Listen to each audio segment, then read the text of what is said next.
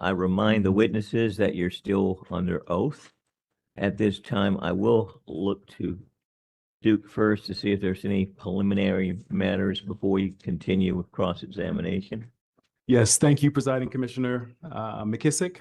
The company on July 9th, 2026, filed the agreement and stipulation of settlement on the direct current fast charging pilot program between DEC, the public staff, and Walmart. Commissioner McKissick, at this time, we ask that the agreement and stipulation of settlement be copied into the record at the appropriate time. This would be the appropriate time if you want to. So the company so moves. Without objection, your motion's allowed. Any other preliminary matters from Duke? Let me go to the interveners. Any preliminary matters? Okay. Well, the Walmart was conducting the cross-examination when we left on Friday. They had reserved 10 minutes. I think they had reached about 25 or 30, but they promised, I believe aspirationally, to try to conclude their cross-examination swiftly when we reconvene. Absolutely, Presiding Commissioner McKissick. I will say Counsel for Sigford told me that after the hearing that I could have the 20 minutes she reserved. So I think I stayed within our joint time. But Your Honor, I actually think in looking at the record over the weekend, what I would propose to do at this time, I think the earnings sharing mechanism came up in some response to some of the cross last week. And what I would just ask the commission to do at this time is to take judicial notice of two commission orders. The first is the June 3rd, 2025 order in docket E-7 sub 1326. It's the order approving residential decoupling mechanism rider, earnings sharing mechanism rider, and performance incentive mechanisms riders. And then secondly, the order dated June 12th, 2026 in docket E-7 sub 1350, also entitled order approving residential decoupling mechanism rider, earnings sharing mechanism rider, and performance incentive mechanism riders. The commission at this time takes judicial notice of those particular orders that you identified and cited. Thank you, Your Honor. No further questions. Thank you. Public staff. Good afternoon, Commissioners. Thank you, Presiding Commissioner McKissick. Panelists, thank you for being here. My name is Will Freeman. I'm a staff attorney with the public staff, representing the using and consuming public. I would like to talk a little bit more about the earnings sharing mechanism, or the ESM. And I just want to make sure we're all sort of on the same page. ESM only comes up if there's an approved multi-year rate plan. Is that your understanding? Yes, it's a mechanism that goes along with the multi-year rate plan. And under the ESM, the company's ROE plus 50 basis points is the threshold, and earnings beyond that point are returned to customers. Is that right? That's correct. And that return happens over a 12-month period, correct? Right. It goes into the ESM rider and returned over 12 months. Okay. And the earnings are net operating income adjusted by some, I'm going to call them pro forma categories of funds. Is that a fair characterization? So I would say the calculation starts with the per bucks earnings, just like LaWanda Jiggett or Ms. Jiggett's calculations start with, but then we do make some adjustments to those, some of which are required in the PBR statute, and then others were approved adjustments coming out of the last rate case. Okay. And I want to talk about those adjustments in a minute, but I just want a big picture, right? We've got earnings and then ROE plus 50 basis points. Just to level set, is that where we are? That's right. Okay. These are if you held earnings the constant and increased rate base, the monetary threshold where the ESM would cause a payback increases. Is that a fair statement? if earnings stayed constant. Yes. And rate base increase. If you had a rate base of 100 that went to 200 and you held the earnings at, okay, we have 10.1 ROE. And so if we had anything above 10.6 on 100, and I want to talk about capital structure or weighted average cost of capital, right? 10.6, $100, $10.60 of earnings, $100 rate base, no payback. $11, $100 rate base, 40 cents of payback. Is that how you understand it? Yes, there's only a distribution back to customers if we exceed earnings by more than, or exceed the allowed ROE by more than 50 basis points. And so in my example, I said there was an $11 and $100 of rate base. But if we had a $200 rate base, there'd be no payback if there was $11 of earnings because that's below the threshold. Yes, that makes sense. So Okay. there would be a lower. And so I guess as rate base is increasing, the monetary dollar trigger for earnings returns it decreases. Not, it doesn't decrease, it just stays the same, right? It's more difficult to reach that threshold. Or it's a higher point, let's say that. If Maybe that's a better everything way. else stayed the same. So, but if rate base is increasing, then likely there's changes in the earnings of the company as well. So it's hard to hold one thing constant in that calculation. I just wanted to kind of understand the mechanism, because here's the discussion I want to have with y'all. What we have is a period of increasing rate base, which means that, under the ESM proposed by the company, we're using the last day to measure rate base. Is that right? The last day of the year, the test period.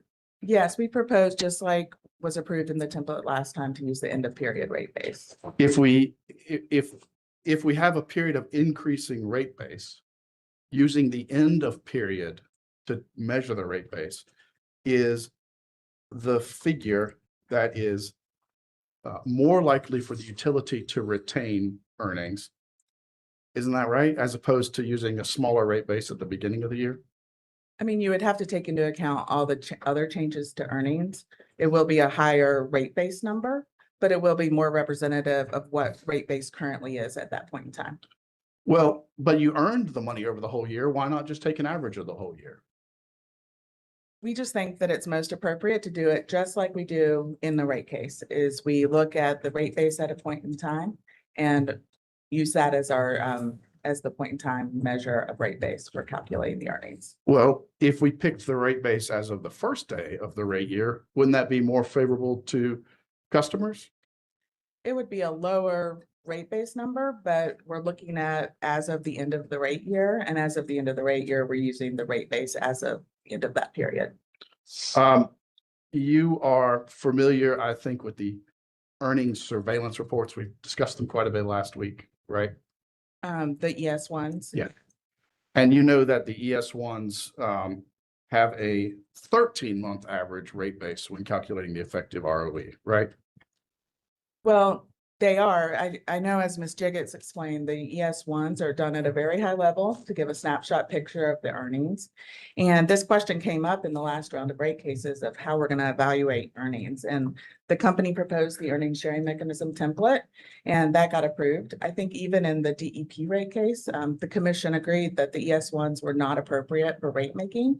And so we've used the calculation that follows what we do in rate making by looking at per bucks income, making the adjustments that are approved in the statute, as well as any others approved coming out of the case, and then using the rate base as at the end of the period to represent actual rate base. And we use that to calculate the earnings.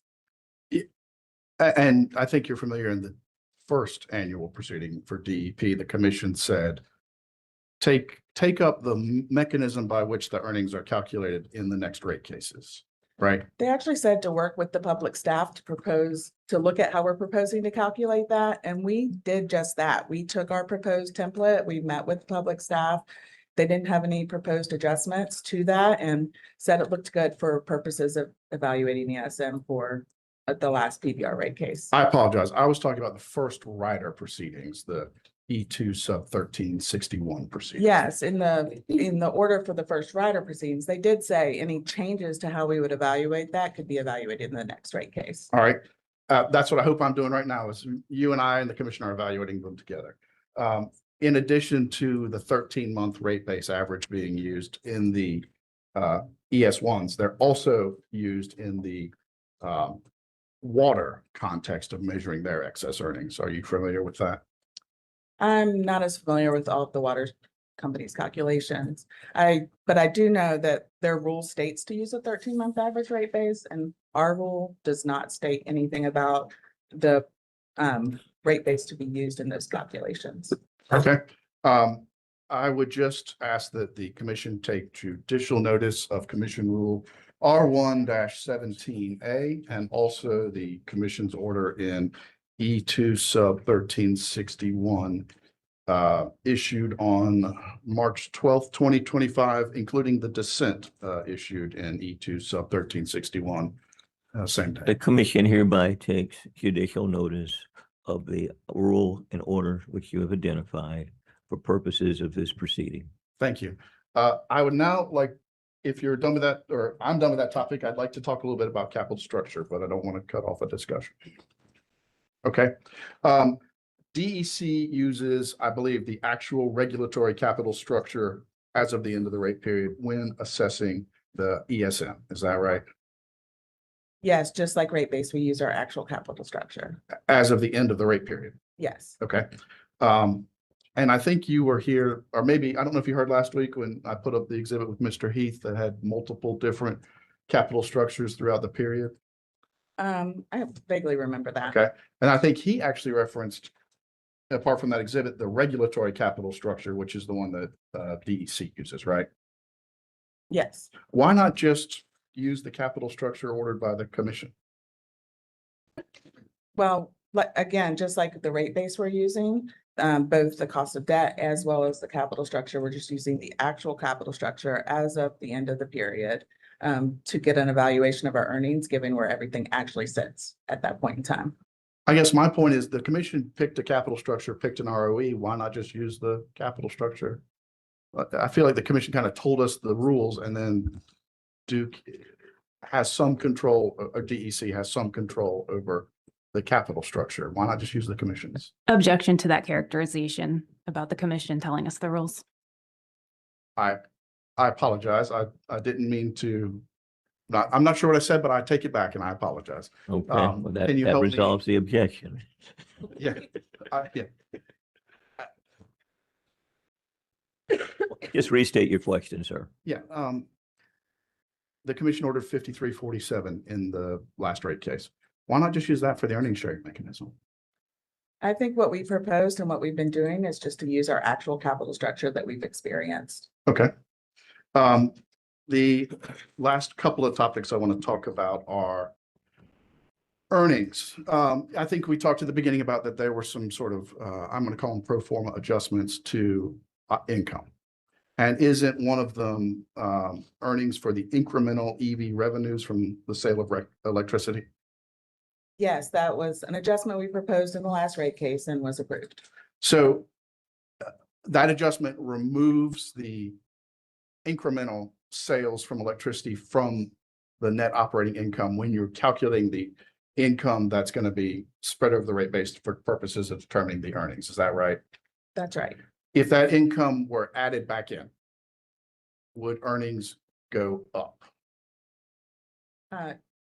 Yes, we took it out, so the earnings would have been higher in the calculation. Sorry, and I sometimes think basic thoughts. So the ROE would go up a tiny bit if you put the earnings back in for electric vehicles. Is that right? Yes, through the math, it would be higher. Okay. I mean, we could, I guess, as a policy matter, kind of favoring electric vehicle sales, we could remove the earnings from sales of electricity gas stations too. But like, why EVs? Why are we singling out EVs for this special treatment? Well, we proposed it that way to be consistent with what's done in the decoupling mechanism. So the PBR statute allows us to remove those incremental EV revenues from the decoupling calculation as a way to incentivize the company to encourage more EV growth. And so we just proposed to carry that same adjustment over to the ESM calculation to continue that incentive to propose electric vehicle growth. Okay. So we're using the same number. It's the exact same adjustment that's made in the decoupling calculation as well as in the ESM. Could we not leave it in the decoupling, but then like make it a PIM instead of an ESM?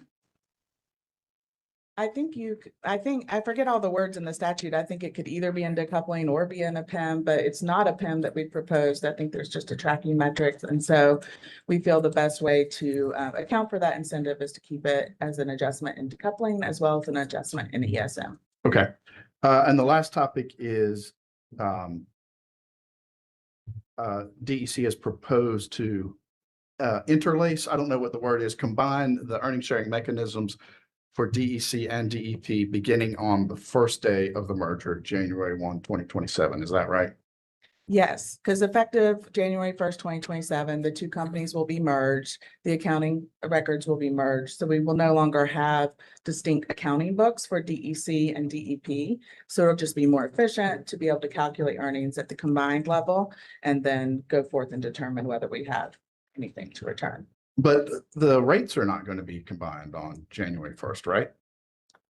That's correct. The rates that produce the revenue will not be combined, but the cost will still not be tracked separately. What, and is the residential decoupling mechanism rider going to be combined? No, because that's directly related to the revenue. So since the revenue and the rates are not combined, they'll still be separate. And the performance, the PIMs, the performance incentive mechanisms, are those going to be combined? No, we have not proposed for those to be combined either. The reason we propose for the ESM to be combined is because you have to be able to see earnings. And we will not have separate books and records. We'll just have one set of combined books and records. I understand that, but I feel like since you're having these sort of legacy rates and you're having legacy PIMs, legacy RDM, why not just have a legacy ESM as well? So we may have revenue separated, but we're not going to have all of the company's expenses tracked separately. Things such as the JDA, which is a big piece of our accounting calculations that happen between the utilities, that goes away 1/1/27. And there's no need to be calculating the different accounting adjustments that are made to get DEC's books and DEP's books stated correctly. And so we're not planning to be able to track that anymore since the JDA, and that's just one example. So while some things may still be tracked individually, such as rate schedules and revenue, not all of the costs will be tracked separately. So we just feel like it is more efficient to evaluate at a combined level. Okay, if you'll give me 1 minute.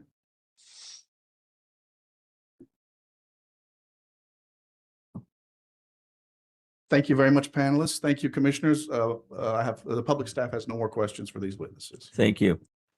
Duke, redirect. Yes, thank you, Commissioner McKissick. Ms. Jiggets, on Friday afternoon, Counsel for Walmart asked you several questions about your Exhibit 2, where you started with the per books numbers for the test year and adjusted for known and measurable changes through the capital cutoff to get a more accurate picture of the company's actual earnings under present rates. Do you recall that? Yes, I do. Can you please explain what you mean by per books? Yes, I can. So per books would just be the company's actual earnings and rate base as of the end of the test year. It would reflect activity that just happened during that test year and include things like our total revenues, which includes riders, includes the weather that we experienced during that year and any other expenses just for that year. And can you explain why you would need to adjust the per books numbers to get a more accurate picture of what the company's actual earnings were under present rates? Yes, I can. It's important to make those types of adjustments to get an accurate representation of what our earnings and rate base will be as of the time I sit before this panel today and as of when the rates will go into effect in January of 2027. We make the adjustments that we do in order to get, like I've said before, a normal amount of weather reflected in the case. We update for the rate base that has been changed from the end of the test year through this proceeding as the date I'm sitting here for this hearing. We make adjustments for annualized depreciation associated with those assets, adjustments for amortization expense and reg assets and liabilities that have continued to have their balances change from the end of the test year. So those are some of the adjustments that we make. It's to be able to give this commission an accurate reflection of where we sit today as I stand before this commission, of where our earnings are and where our rate base is. Thank you. And just to confirm, can these pro forma adjustments go both ways? In other words, can they increase or decrease the revenue requirement? Yes, they can go either way. Our weather normalization pro forma is a good example of that. We would adjust it either way. If it was particularly warm in a test year, we would take that into consideration. If it was not warm and we had unfavorable weather, we'd make that adjustment as well so that we get to an appropriate level of ongoing weather that we would expect to experience on an annual basis. And while parties in a rate case may disagree as to the amounts or methodology for calculating pro forma and accounting adjustments, adjusting the test year for known and measurable changes is standard rate making practice, correct? Yes, we have done this for as long as I can remember. Okay. And the commission, in fact, is required to consider relevant and material evidence of actual changes in costs, revenues, or property used and useful after the test period based on circumstances and events up to the time the hearing is closed. Is that right? Yes. Okay, turning now to the earnings surveillance reports, or ES1s, that Counsel for Walmart and the public staff both mentioned. The requirement for DEC and other North Carolina utilities to submit these quarterly earnings surveillance reports to the commission has been in place since the 1990s, correct? Yes, And does DEC comply with this requirement? yes, it does. And DEC routinely includes a disclaimer in the cover letter for its quarterly filing explaining why its ES1s should not be used for rate-making purposes, correct? Yes, Your Honor, I think I'm just going to lodge an objection. It appears that counsel is testifying on behalf of the witness. I'd be happy if she asked actual questions that the witness answered, indicating, for example, that there was a disclaimer or offered as a response that they had been doing these since the 90s, but counsel was literally telling her the answer and then asking her to confirm it. And I would just ask that she ask non-leading questions. That's an appropriate objection, so. I'm happy to I would rephrase. sustain that objection. Okay, thank you.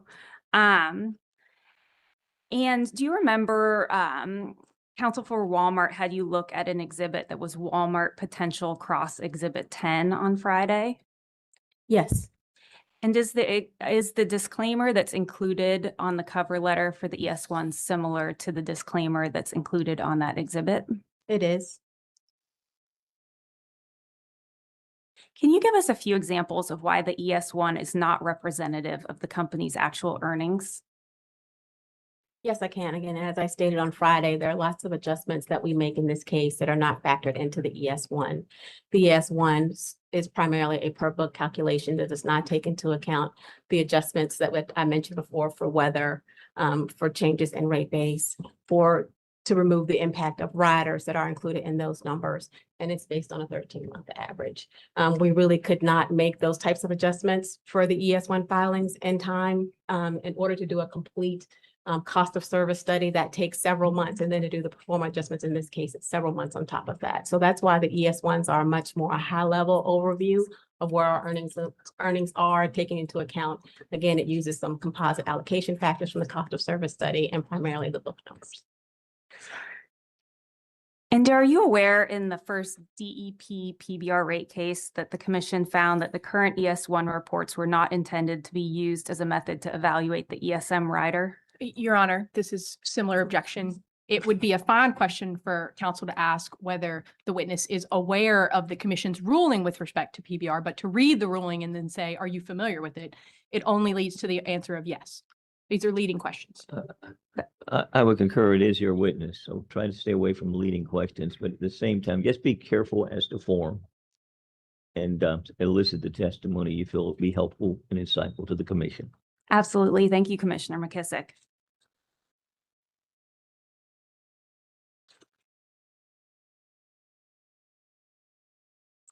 Ms. Abernathy, in response to questions from the public staff, you were mentioning the calculation of the ESM rider, correct?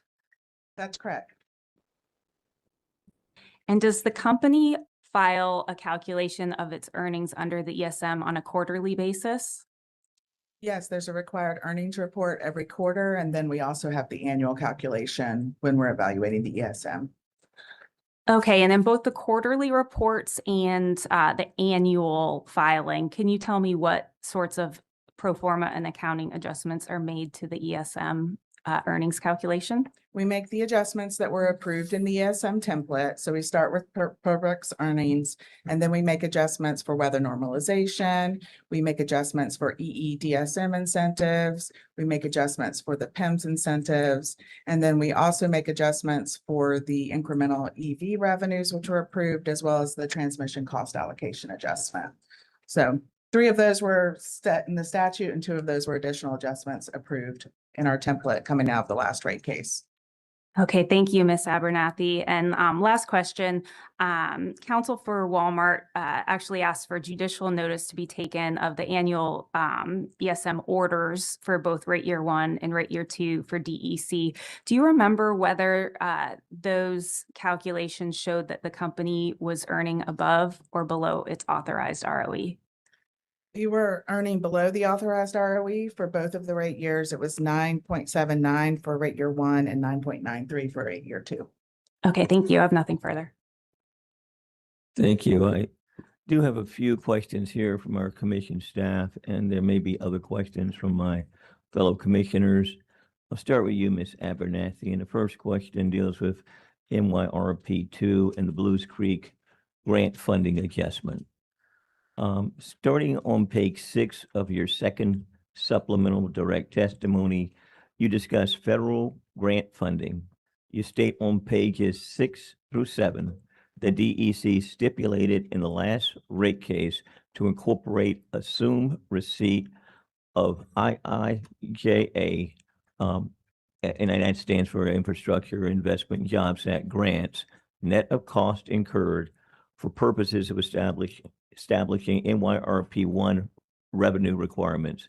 However, you note the DEC did not receive funding for any of the grants that were part of the settlement. In this rate case, you state on page 7, beginning on line 14, that DEC is actively pursuing grant funding to benefit customers for certain MYRP2 projects included in rate base.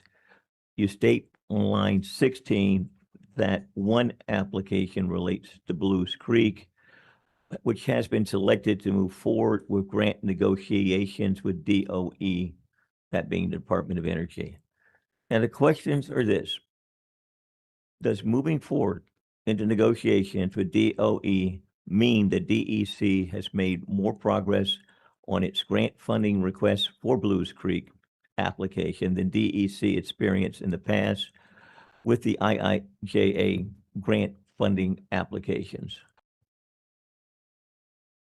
So I do think we've made a little bit more progress with this one specific Blues Creek application, but we're still in the negotiations phase. And as I understand it, it could be that, coming out of the negotiations, we may not get the grant money. But what we have proposed in this case is very similar to where we landed in the last case, except for that we're not adjusting the amount for any assumed grant amounts at this time because we don't know those amounts.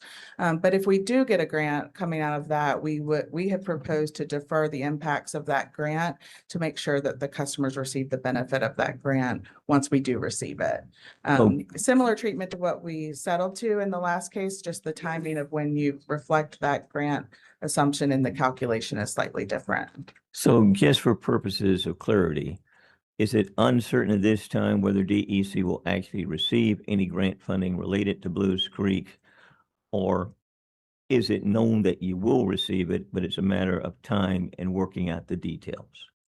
So unfortunately, I'm not the expert to speak about exactly where we are with the negotiations on the grant funding, but it's my understanding that we're in the negotiations process and that we're still uncertain how much we will ultimately receive coming out of that negotiation process. Okay, thank you. Would it be reasonable in a MYRP rate case application, which includes projected amounts for capital projects, to also include projected amounts for grant funding for which the utility has applied? I think you could, but our experience with the IIJ grants in the first rate case, all of the grants that we assumed funding for, we did not receive any of those grant funding. So just the specifics about how those grants work and the negotiations between it's not a guarantee that you're going to get that funding until you actually get the funding. And so we have just proposed here to not assume the grant funding in this case and then defer any differences if we do ultimately get that funding, which is just the opposite of what we agreed to in settlement for the first round, for the first rate case where we did assume that funding. Ultimately, we did not get the funding. So we actually have a regulatory asset in this case to collect the difference there. Thank you for providing that clarity. Now, Ms. Jickens, there are a few questions here for you. They're dealing with rate case expenses. In NC 5020, you have included rate case appeal expenses of $500,000 related to docket E-7 sub 1276. Has DEC historically included rate case appeals expenses from a prior rate case in a future rate case? So I would have to check, Commissioner. I will say that when we were evaluating our position for this case, we know that there was an amount that we had discussed in the last proceeding as far as what would be recovered, but at the time that decision was made, I think no one contemplated that we'd have an appeal that would go all the way to the state Supreme Court. And so that's the reason why we felt it was appropriate to bring forth those additional costs for recovery. I would have to check to see if we have included costs of that nature in a prior proceeding. All right, so you're uncertain at this time. We have So- included costs associated with an appeals. Okay. Well, if, since you're uncertain, I think it'd be challenging for you to answer this next question about the details about when it might have been done and so forth and so on. You have included projected expenses for appeals for approximately $67,000 from the sub 1276 case in the appeals rate case expenses. Please describe the types of costs included in this amount and explain how the projected amount of $67,000 was estimated.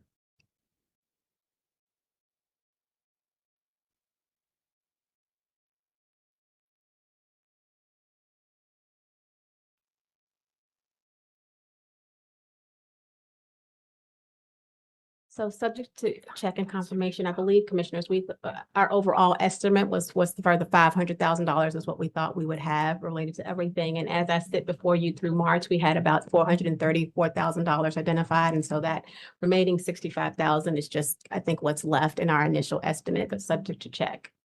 Okay, is that 65 or 67? I am looking at the settlement exhibit 5020-2, and so the amount that I'm seeing now is 65. So it could be Okay. slightly different depending on which version of my testimony you're looking at. I'm not sure if that's based on my direct or one of my supplemental updates, but as of the settlement exhibits that I filed in this proceeding, the projected expenses is 65,547. Okay, thank you. And some of the rest of this deals with a late file exhibit that we would like to get submitted and filed.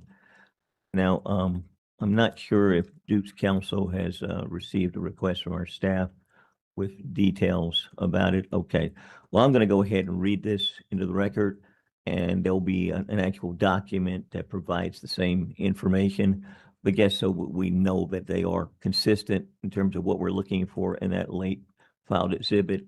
Number one, please provide a comprehensive exhibit which starts from the historical test period and sets forth the proposed plant additions and related accumulated depreciation amounts separately for each of the following periods.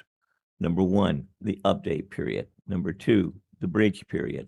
Number three, NYRP rate year one. Number four, NYRP rate year two.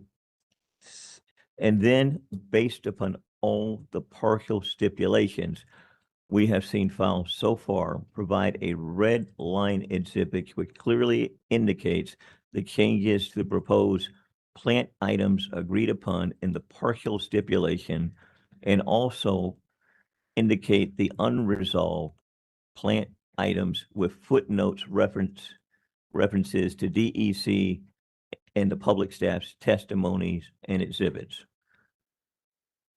In this exhibit, it should also be prepared in a format that's similar to the public staff accounting exhibit 1, schedules 2-1A, 1A, and 2-1A, 2A, filed on June 18th, 2026, and filed by the company.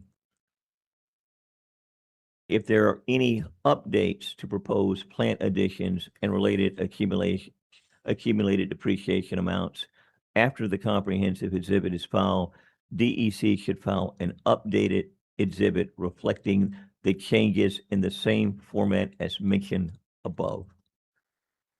So those are the details related to that late file exhibit, or exhibits as the case may be, if more than one format needs to be utilized to capture all of the content that's been requested.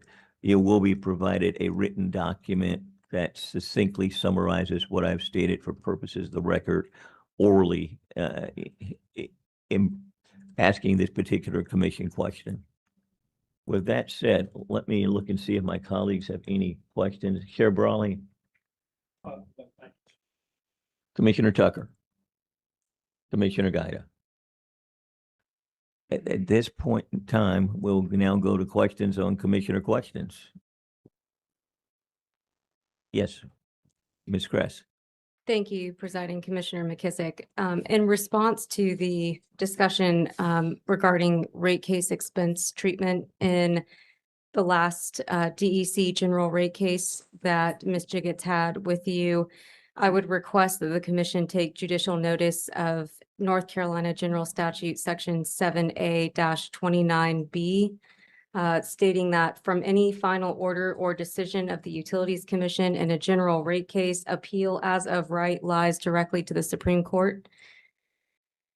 We hereby take judicial notice of that general statute which has been identified for purposes of the record in this proceeding related to the issue that's been articulated and identified. Thank you. And also, if the commission could take judicial notice of its order accepting stipulations, granting partial rate increase, requiring public notice, and modifying Lincoln CT CPCN conditions issued in docket number E-7 subs 1134 and 1276 on December 15th, 2023. The commission hereby takes judicial notice of the order which you have identified for purposes of the record in this proceeding. Thank you. Any other questions on commissioner questions from interveners? If not, we'll go back to Duke. Thank you, Commissioner McKissick. Ms. Jiggets, with respect to Commissioner McKissick's question about whether appeals costs have been included in rate case expense in the past, is that something that you could provide on rebuttal or that Ms. Bateman could provide on rebuttal? Yes, it is. Thank you. Looks like that's it. You are hereby released at this particular time. We look forward to seeing you on rebuttal. Are there any motions that need to be made by any party at this time? Not seeing any. One thing I would notate for purposes of the record is that Commissioner Vanderpark was unable to be here today. He continues to experience an ongoing family emergency, so we do not anticipate him to attend this afternoon at any point during our proceeding. Once his family emergency is concluded, depending upon the time that it is involved, we will determine what actions we will seek from this particular, from the interveners and from the applicant as relates to his participation in the case. And of course, we'll now move on to the public staff. Thank you. The public staff calls Mr. Metz, Ms. Zong, and Mr. Thomas to the stand.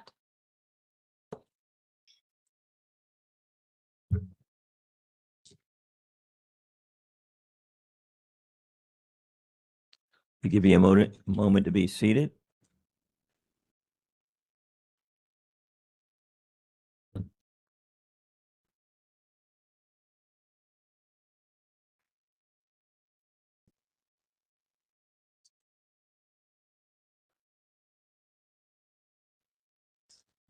And if you could put your left hand on the Bible, raise your right hand. Do you solemnly swear the testimony you're about to provide in this proceeding will be the truth, the whole truth, and nothing but the truth, so help you God? I do.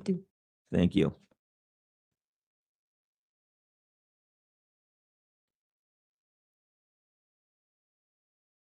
Mr. Metz, would you please state your name, business address, and current position for the record? My name is Dustin Metz. My business address is 430 North Salisbury Street, Raleigh, North Carolina. I'm the Division Director of the Public Staff's Energy Division. Ms. Zong, would you please state your name, business address, and current position for the record? My name is Fan Zhang. My business address is 430 North Salisbury Street, Raleigh, North Carolina. I am the Public Utility Regulatory Analyst Manager of the Energy Division of the Public Staff. Thank you. And Mr. Thomas, would you please state your name, business address, and current position for the record? Yes, my name is Jeff Thomas. My business address is 430 North Salisbury in Raleigh, and I am the manager of the operations section of the Energy Division of the Public Staff. Mr. Metz, Ms. Zong, and Mr. Thomas, on July 6, 2026, did you prepare and cause to be pre-filed direct joint settlement testimony in this docket consisting of 7 pages? Yes. Did this testimony contain confidential information? No. And on July 8, 2026, did you prepare and cause to be pre-filed joint settlement testimony on storm costs in this docket consisting of 6 pages? Yes. Did this testimony contain confidential information? No. Do you have any corrections to your pre-filed direct joint testimonies? No. If I were to ask you the same questions today, would your answers be the same? Yes. And did you prepare and cause to be pre-filed on July 8, 2026, summaries of your joint settlement testimonies in docket number E-7 sub 1329A? Yes. Presiding Commissioner McKissick, at this time, I move that the following items be entered into the record as if given orally from the stand. The pre-filed joint settlement testimony of Mr. Metz, Ms. Zong, and Mr. Thomas, consisting of 7 pages. The pre-filed joint settlement testimony on storm costs of Mr. Metz, Ms. Zong, and Mr. Thomas, consisting of 6 pages. And the pre-filed summaries of joint settlement testimonies of Mr. Metz, Ms. Zong, and Mr. Thomas. Without objection, your motion is allowed. Thank you. The panel is now available for cross-examination and commission questions. C. Sigfer. No questions. Thank you. Okay. CUCA.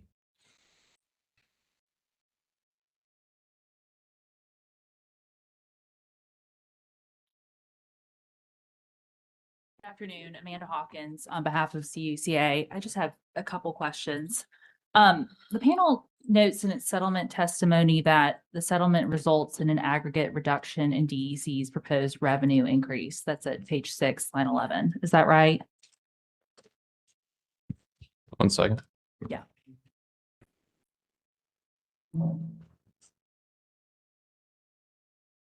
Yes. And is it correct that one exception to that is the transmission cost allocation?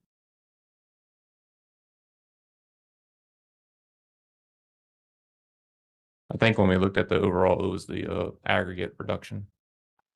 But the settlement actually represents an increase in DEC's proposed revenue requirement, correct? Based upon the original ask, I don't believe that's a correct statement. Well, we'll reserve the remaining questions for Mr. Metz's individual testimony. Thank you.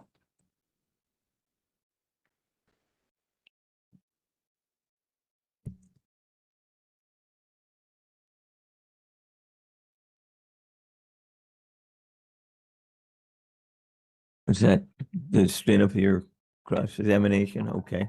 Go ahead. We'll recognize public staff again. We don't have any redirect.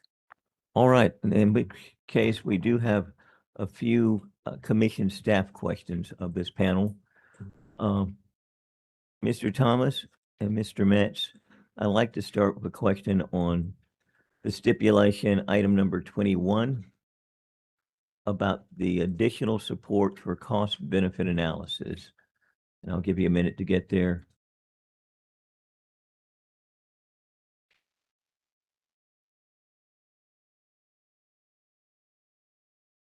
I'm there. Good. All right. We would like to better understand what the parties agreed to and the implications of that provision.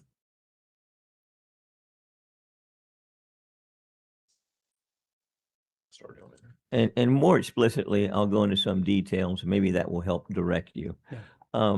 Does the public staff consider the company's use of ICE 2.0 and the resulting CBAs adequate to support the proposed investments in this case, with additional support needed only prospectively, or does the public staff continue to have concerns regarding the methodology or its application in this proceeding?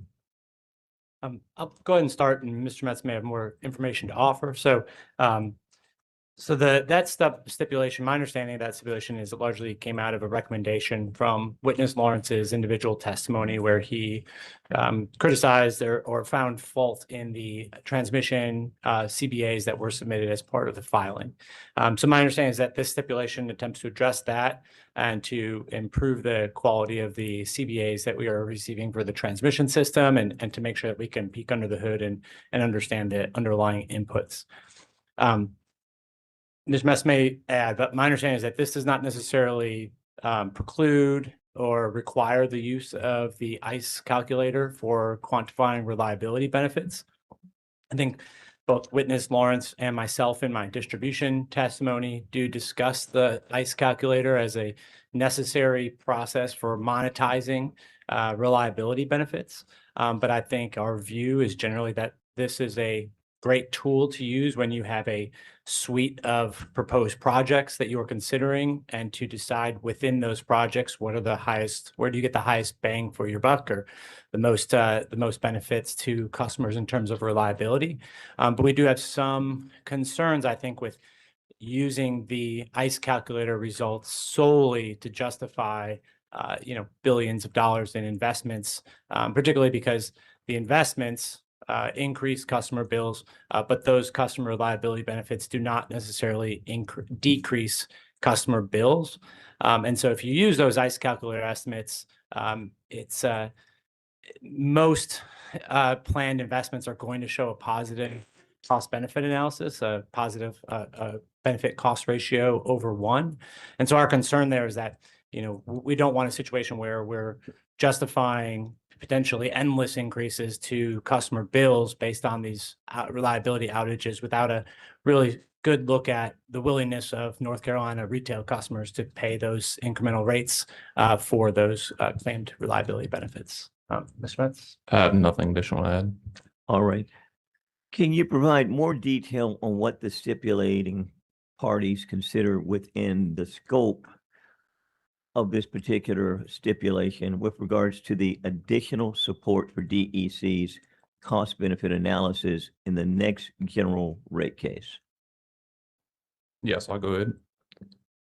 So the overall stipulation is vanilla. It is generic in nature, just because it's hard to articulate one specific facts and circumstances or cost benefit analysis across an entire suite of overall resources.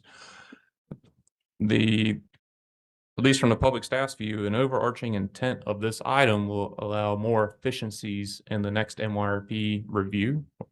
Should the company file an MYRP, is again sitting down at the table, understanding for the utility to hear our potential concerns, what are we seeing from auditing, and allow us to have more review or diligence before we make a recommendation to this commission. So I assume it does include the consideration of alternatives to the ICE calculator. That would be correct. Very good. I think that covers the commission questions. Let me see if Chair Brawley, I don't see any. Commissioner Tucker, Commissioner Gaida. In that case, is opportunity for questions on commissioner questions.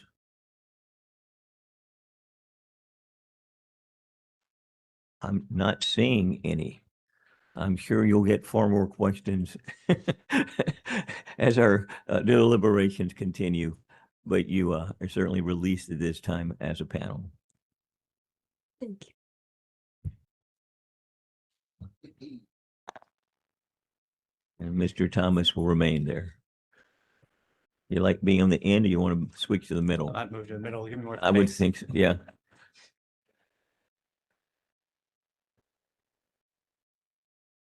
The public staff now calls Mr. Thomas to the stand. All right, Mr. Thomas, I remind you that you remain under oath at this time. Mr. Thomas, would you please state your name, business address, and current position for the record? Yes, my name is Jeff Thomas. Address is 430 North Salisbury in Raleigh. And I am the manager of the operations section of the energy division of the public staff. Thank you. On May 29, 2026, did you prepare and cause to be pre-filed direct testimony in this docket consisting of 49 pages and 1 appendix? Yes. Did this testimony contain confidential information? Yes. And on June 19, 2026, did you prepare and cause to be pre-filed in errata with corrections to your testimony? Yeah, no, or yes, sorry, yes, I did have corrections. I think Do you have any additional corrections to your pre-filed direct testimony? No, And if I were to ask you the same questions today, would your answers be the same? yes, And did you also prepare and cause to be pre-filed on July 6, 2026, a summary of your pre-filed direct testimony in docket number E-7 sub 1329A? yes, And have you reviewed the agreement and stipulation of partial settlement between DEC and the public staff filed in this docket on July 2, 2026? yes, And do you support the July 2nd stipulation? yes, I support the stipulation as the necessary give and take between the public staff and DC.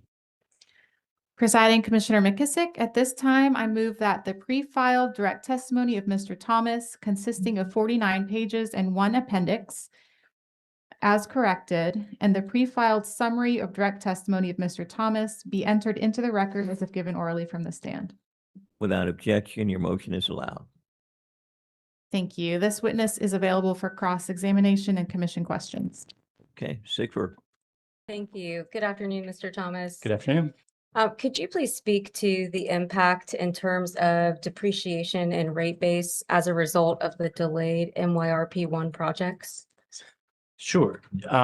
So I think when DC puts a project in the MRP, and I spent a lot of time looking at, hundreds of projects and their current status, they estimate the amount of depreciation and return that's going to be included in the revenue requirement based on the in-service date within the MRP period. And ratepayers pay that amount throughout the time that they are within that rate year's rates. When a project is delayed, it has a couple knock-on effects. First is that depreciation money that is reducing the amount of plant in service is still recovered from ratepayers, but the plant in service amount is not reduced. So a project that was supposed to be placed into service in rate year 1 that is delayed until, say, rate year 3, the company will collect 2 years of depreciation on that. And when it eventually is placed in service in rate year 3, that depreciation clock, as it were, will start over and ratepayers will begin paying again. So if it had a 10-year depreciable life, now ratepayers are going to pay essentially 12 years of depreciation on that project. And so we attempted to quantify that a little bit here, both the depreciation component and the return component. I think on page 12, I talked a little bit about the potential impact to ratepayers. I think it's page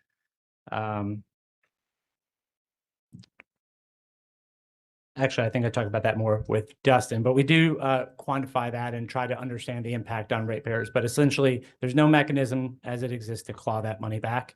And so ratepayers pay an excessive amount for that depreciation. Thank you. And what percentage approximately of MYRP1 projects were delayed? Commissioner, I would object to the extent that we're asking friendly cross. Presiding Commissioner McKissick, this is an issue that is germane to whether or not PBR is in the public interest as proposed in the company's application. And I would frankly be a little concerned about why the company doesn't want this entered into testimony. I would overrule your objection. Thank you, Commissioner McKissick. So by the end of rate year 2, approximately 89% of rate year 1 projects have been placed in service. And I believe that number was closer to 60% by the end of rate year 1. So about 40% of the projects were late. We saw similar trends in rate year 2 as we looked across rate year 1 and 2 with the analysis we did here. Thank you. You testify on page 7 that the alleged benefit of base rate certainty provided by the company's requested PBR is not self-evident as bills fluctuate year over year and multiple times a year due to annual riders. Is that correct? That's correct. If I could turn your attention to public staff potential cross exhibit number 75.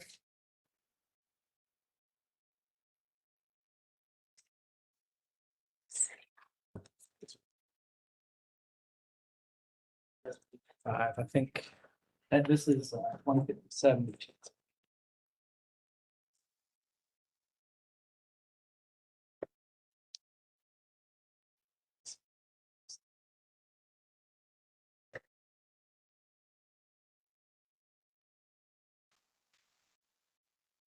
And presiding Commissioner McKissick, I'd request that this be marked as Sigford Cross Public Staff Thomas Direct Exhibit number 1.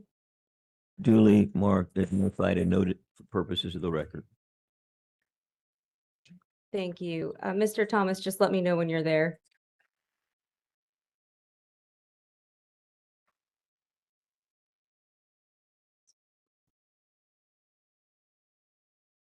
Okay, I'm there.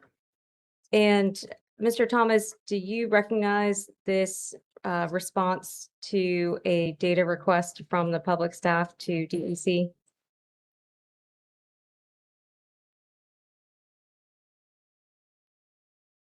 Yes. Is a list, DR response to 19747 regarding funds flowing to DEC through rates and riders.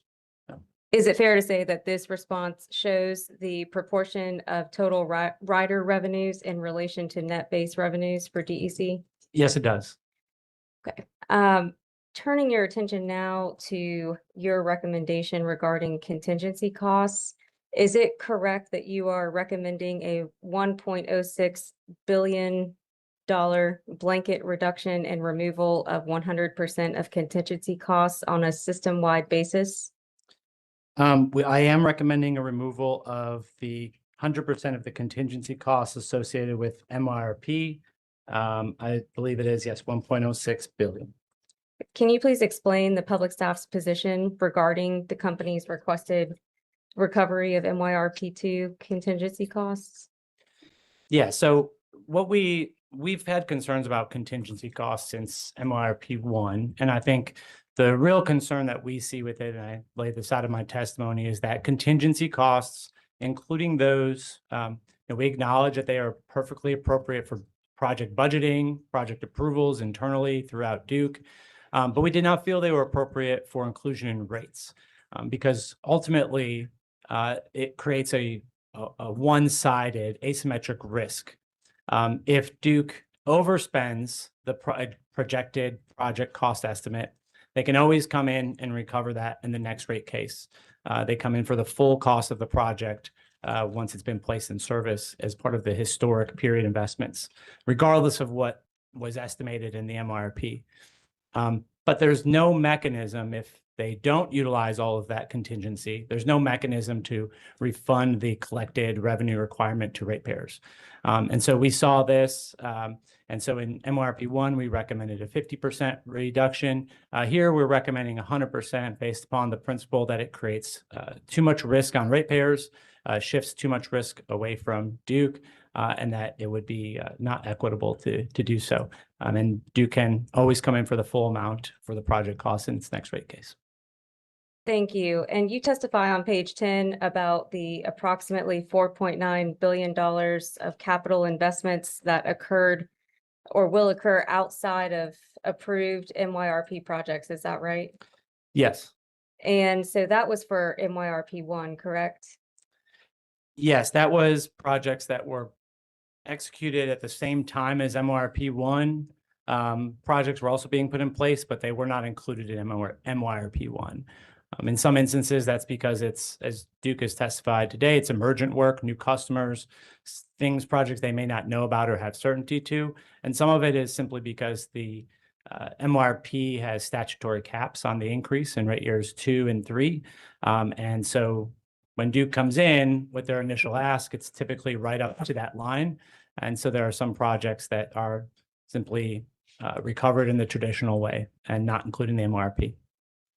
And just to be clear, that 4.9 billion is in addition to the 4.8 billion authorized MYRP capital projects. Is that correct? Yes. Is that parallel track of capital investments happening outside of the approved MYRP referred to as the shadow MYRP?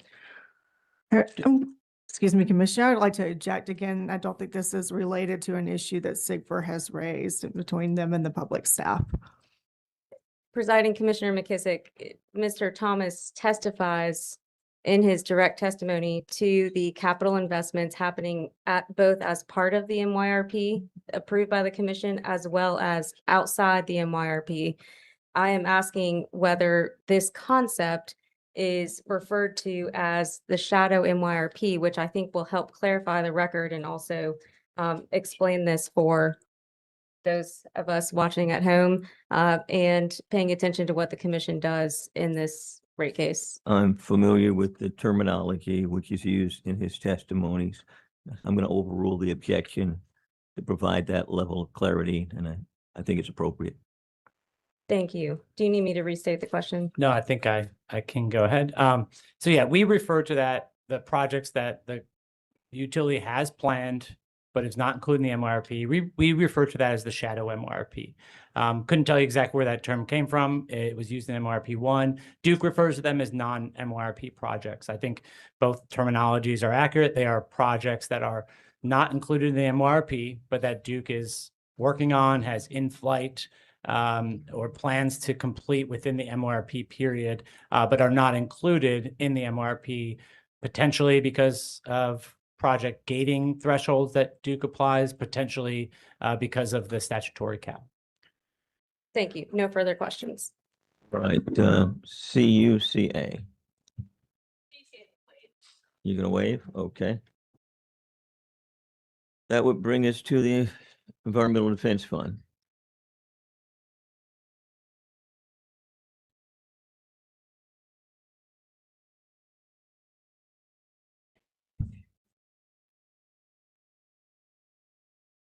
Good afternoon, Ben Smith from the Environmental Defense Fund. Mr. Thomas, why don't you go ahead and open your testimony to page 34.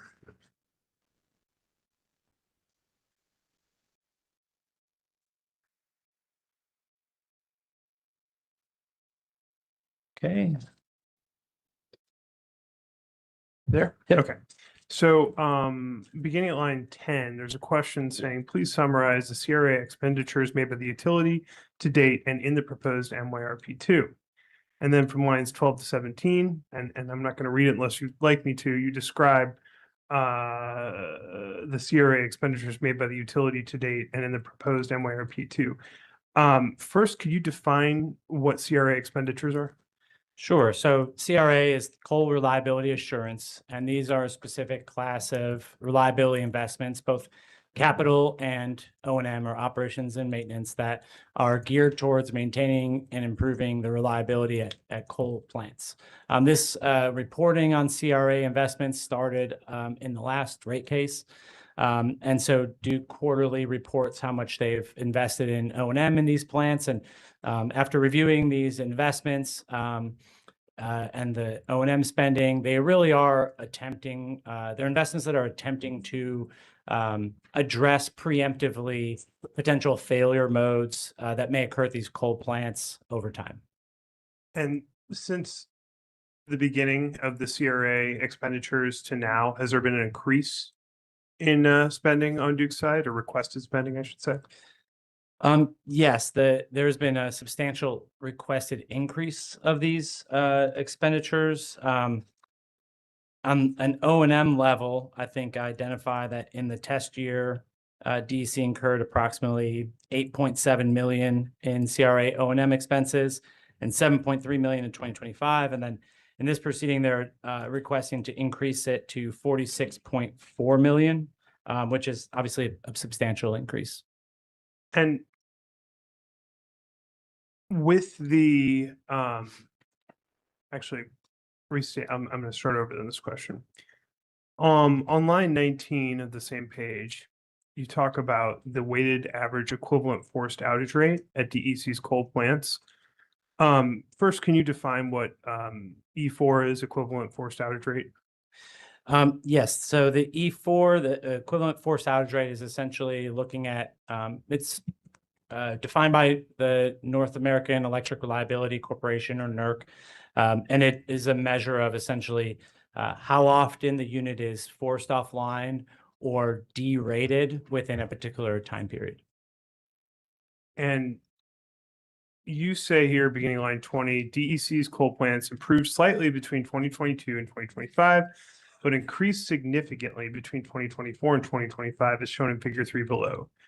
Happy to look at the figure, but I was hoping you could kind of explain in layman's terms what you meant there, because it sounds like it got better from 2022 to 2025, but then got, I don't know if worse is the right way of putting it, but you said increased significantly. So talk a little bit about that. Sure. So yeah, an exchange, it's a little confusing. They're using improved and increased to talk about this forced outage rate, but essentially what I'm trying to say is summarized by figure 3 on the next page. Between 22 and 2025, the overall E4 fell for the entire fleet. However, it fell significantly from 2022 to 2023, and then has been increasing. It fell slightly more in 2024, and then it had a sharp increase in 2025, not quite to the level that it was in 2022. So we had a couple of years of good performance, and then obviously Winter Storm Elliott is included in the 2022 proceeding, and we had a lot of hearings and discussions about the reliability of coal units during Winter Storm Elliott. There were quite a few outages at those units, forced outages that impacted their performance during Elliott. And after 2022, there were requirements from this commission, from FERC and NERC to kind of look at winterization. And so Duke has spent a significant amount of capital and O&M expenses since then working on these projects, including several $1 million worth of NERC winterization programs, which I discussed. I think it's about $4 million that they completed to comply with NERC winterization standards. So, but despite those investments, you say on page 35, beginning line 3, from 2023 through 2025, which includes MYRP 1, RY1, and RY2, the weighted average E4 increased from 9.4% to 13.58%. That means there were more outages. Is that right? That's correct. Yes, the forced outage rate increased over that time period, reflecting more forced outages at the fleet over that period. So just to put a pin on that point, despite spending more money, there were more outages. I would object. I mean, he's already asking things that are in the record. I believe I'm asking witness Thomas about his testimony directly, just to make sure that I'm clear. Repeat your question. Sure. Just to put a pin on it, even though Duke spent more money, DEC, excuse me, spent more money to combat forced outages, there were more forced outages from 2023 through 2025. And again, I would say he just testified to that, and his testimony states this. There is certainly information in his testimony relating to this particular issue. I did not hear Mr. Thomas specifically get into all of the details in his previous responses. So I'm going to overrule the objection, but please, we don't need to be redundant and repetitive in any respect. Thank you, Presiding Chair. So I think this is, so first of all, yes, the CRA spending has increased, and DC is requesting a significant increase. At the same time that the outage rate of plants has increased from 2023 through 2025. But I would also say that CRA spending, I believe, is something that was only begun to be tracked, I think in 2023, possibly. So can't go back and look at what was CRA, quote unquote, spending prior to that period. I know Duke spends money to improve and maintain the reliability of its plants frequently. However, we obviously, the public staff has noted in the past that we are concerned about potential reductions to O&M spending. But I would say that the increase in spending is likely driven by a lot of what happened during Elliott, right? I think we're still kind of hearing the echoes of that in terms of, this commission requiring additional coordination with natural gas utilities and LDCs. winterization efforts, both required by NERC and encouraged by this commission and the public staff. I think that rush of spending is hopefully addressing that, and we have seen better performance from from DEC's coal fleet during winter storms recently, right? That we didn't have that widespread significant issues that we had during Elliott. It's not perfect by any means, but certainly it's gotten better in the winter. So I have some confidence that the winterization efforts DC has made have helped. But obviously my testimony does express some concerns about the amount and the magnitude of the increase and some executability risks. Thank you. Moving on to the bottom of page 35, and I want to clarify what this is trying to state because I read and reread this a number of times. The question is, does the public staff believe that DEC's proposed reliability MYRP projects and requests for increased CRA O&M are justified? And you say, yes, with some caveats. The public staff is concerned about coal reliability, particularly as the retirement dates of some units are extended and the utilization of these plants increases. So I read that question to ask if you're okay with coal reliability spends, and you say yes, but I am still concerned about coal reliability. Am I misunderstanding your testimony, or could you clarify? Sure, I can clarify. So when I say yes with caveats, first I'm talking about, look, we are concerned about coal reliability. And that is one reason why we are supportive of this request, not in whole, but the majority of the requests I'm recommending approval. I think I recommend a removal of some amount of it, which is confidential. So I won't get into that. So we are concerned about coal reliability improvements. We want Duke to make these targeted improvements to make sure that if we're going to spend tens, hundreds of millions of dollars to keep these plants online, that they're there when we call for them. The worst case scenario is we spend all this money in O&M to keep them online, and then we get a cold snap or a heat wave and they break, right? That's the worst case for everybody, ratepayers especially. So we want to make sure that the Duke is able to spend the money that they need. However, we are just pointing out that this is a pretty significant increase overall. We have some concerns about executability. And then for those projects that did not have like kind of a fleshed out plan or targeted investments named, that's essentially what we're recommending removal in the next few pages of the testimony. No further questions. All right. I believe the next in the queue is Walmart. Yes, Your Probably right after this. Good afternoon, Mr. Thomas. Good afternoon. Can I direct your attention to? I think it's- Let me do this. I'm having a dialogue with my commissioner here. We're going to go ahead and take a 10-minute break at this time, and you may resume or begin your cross-examination right after that break. It's now 2:43. We'll resume a hearing at 2:53.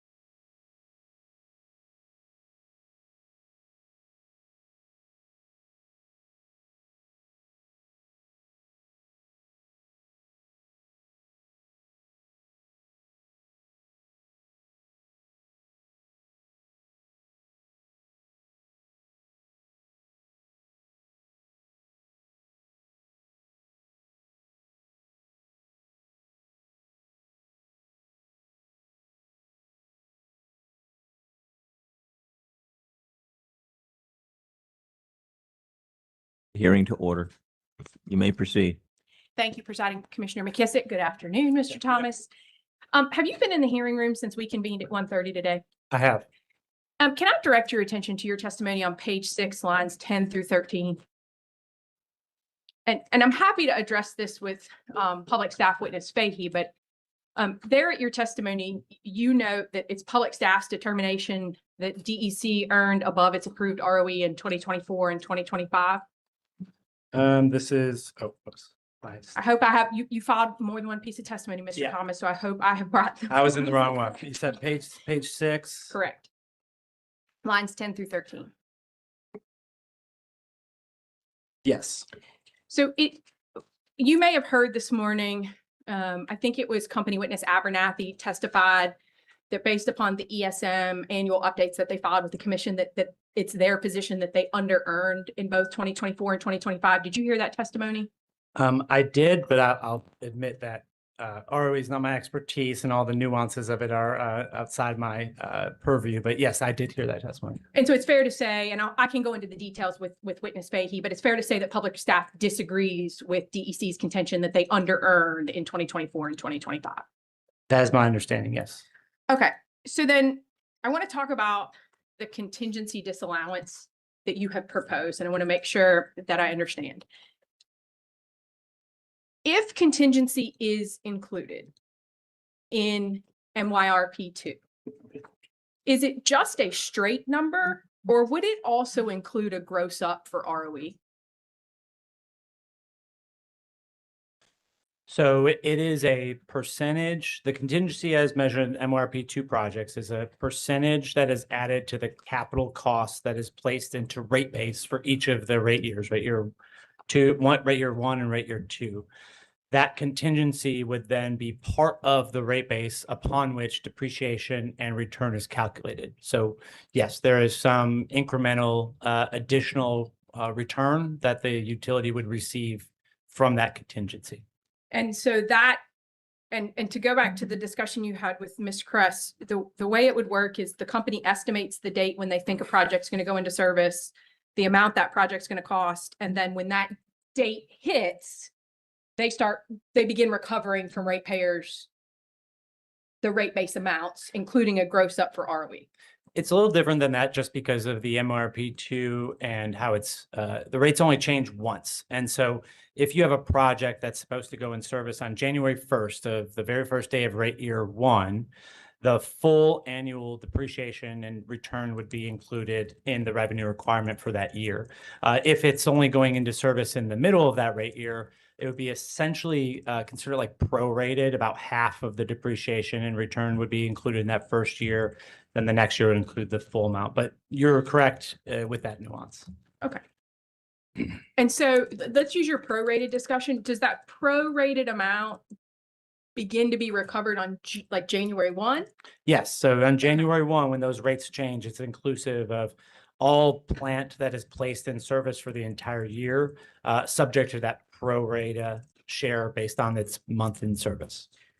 So in terms of a like time value of money, it's not just that the company gets to recover projects prior to them being used and useful, correct? They also get to recover projects sort of even potentially months prior to the date when they're expected to be in service before the next rate case. Yes. So if a project's supposed to go in service in December 2028, which quite a few projects are, you would actually see some prorated share of that project's revenue requirement within rates starting on January 1st, 2028 of that year. So ratepayers would pay for some portion of that throughout the entire rate year 2.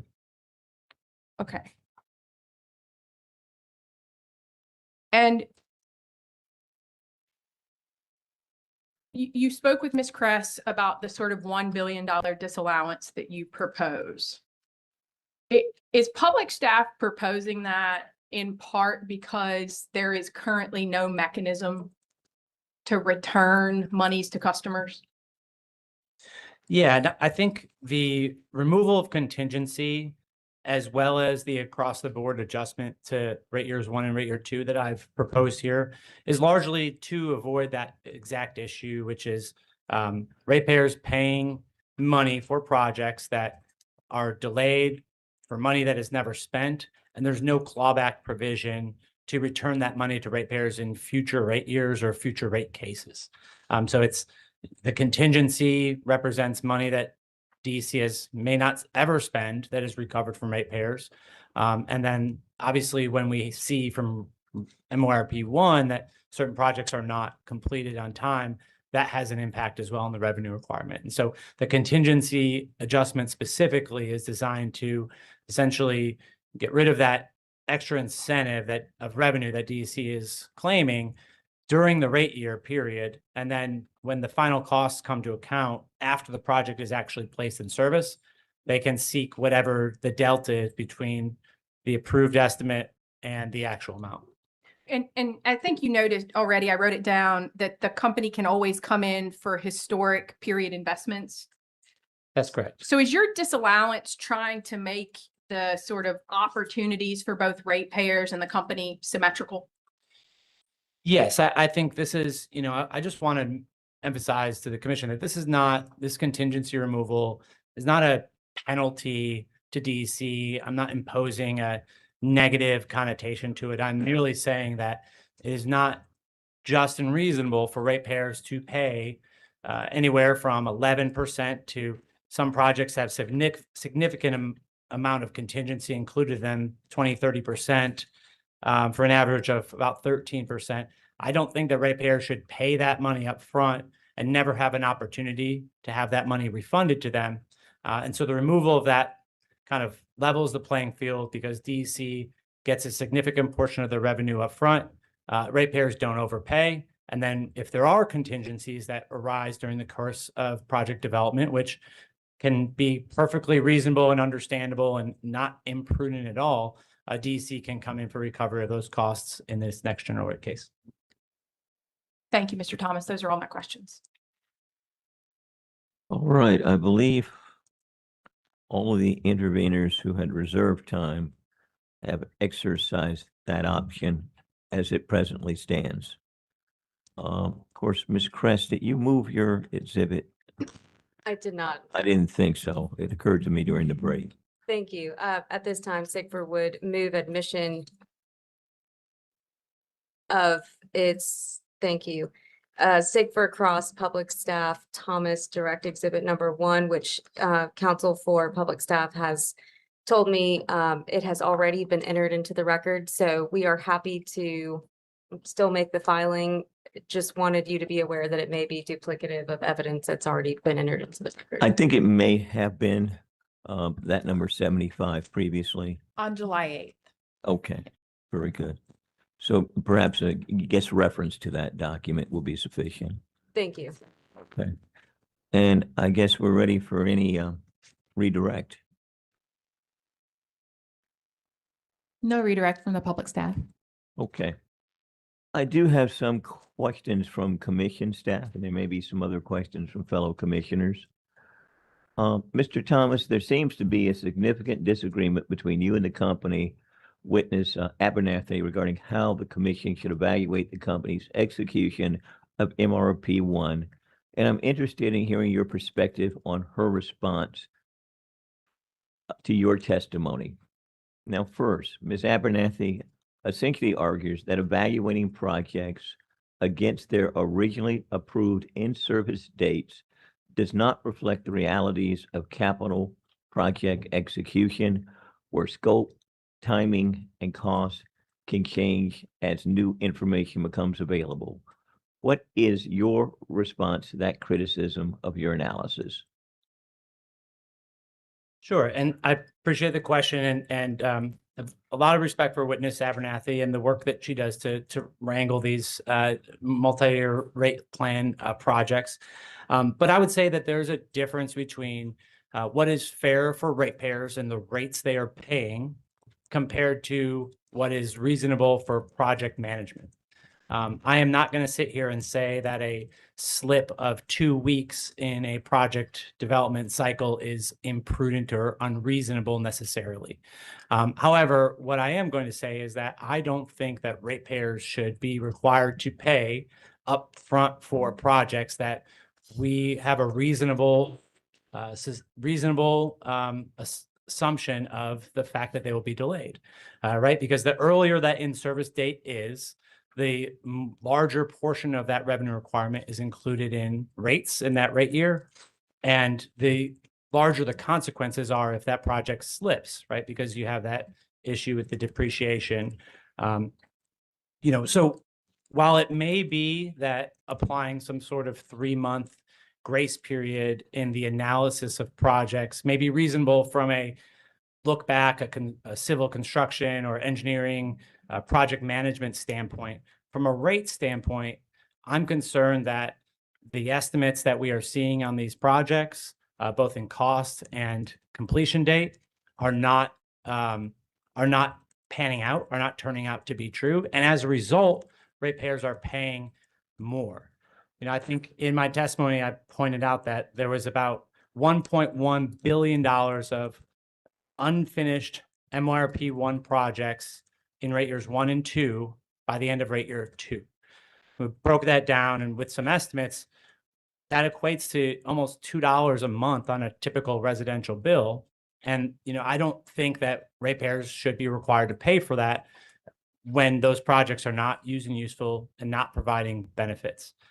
So I think there are multiple ways that we could go about addressing this. One thing I said when in discovery was Duke said, well, if you apply a 3-month grace period to these projects, our completion rates actually look pretty good. And most of it's coming in on time within that 3-month period. So I asked, would we be able to delay all the in-service dates throughout MYRP 2 by 3 months and push everything back? Some projects would fall out. Some projects would move rate years. And that was not, I think, at the time, an idea that they agreed with, although that certainly would be a potential alternative to the across-the-board reduction that I've recommended for rate years 1 and 2. Okay, when the company substitutes an unapproved project for a project included in the original MYRP forecast, what information would public staff need to determine whether the substitute project was in fact a like-kind project or more beneficial to customers? That's a good question. And I think when we're looking at canceled projects and replacement projects, first of all, I will say that it is not always so simple as we canceled a transformer replacement project on substation A and we put in a transformer on substation B. It is often much more complex than that. And it, frankly, can be very difficult to suss out the details during an investigation. But I think understanding the reasoning and the rationale for an adjustment, a lot of times we see adjustments because, for example, a work crew might need to be in an area that for some sort of emergent issue. And so Duke might decide to pull forward some distribution, substation, and line work to align with that work crew while shifting out some other project to address that emergent work. And so we see that sometimes, and we try to look at that when we can. But certainly we want to look more at the need for that project, right? That new project that got substituted in to determine whether it was needed, and particularly whether it was needed instead of the other project, looking at the need and the specific analysis that justified the substitution would be something that we would likely request from Duke in discovery or be presented in the filing. And I take it you do not receive that information at this time? For a subset of projects, I think we talked about it a little bit in our distribution testimony, some of the projects that we looked at in the past. I would say it'd be very difficult, given the scope of the work that we do in these MYRPs, to look at every single cancellation, every single shift in time, right? We're looking over hundreds and hundreds of individual projects. And so in the instances where we have asked for that justification from Duke, I would say they have given it to us. There are quarterly reports that they were required to provide. on MYRP one in those dockets often provide some detail about that. It wouldn't be enough for us to necessarily conclude our investigation, but it would be a good start to investigate that further. All right. Turning to your recommended $1.06 billion disallowance of NYRP project costs, is any of the $1.06 billion disallowance based on the public staff's analysis of individual projects in NYRP two?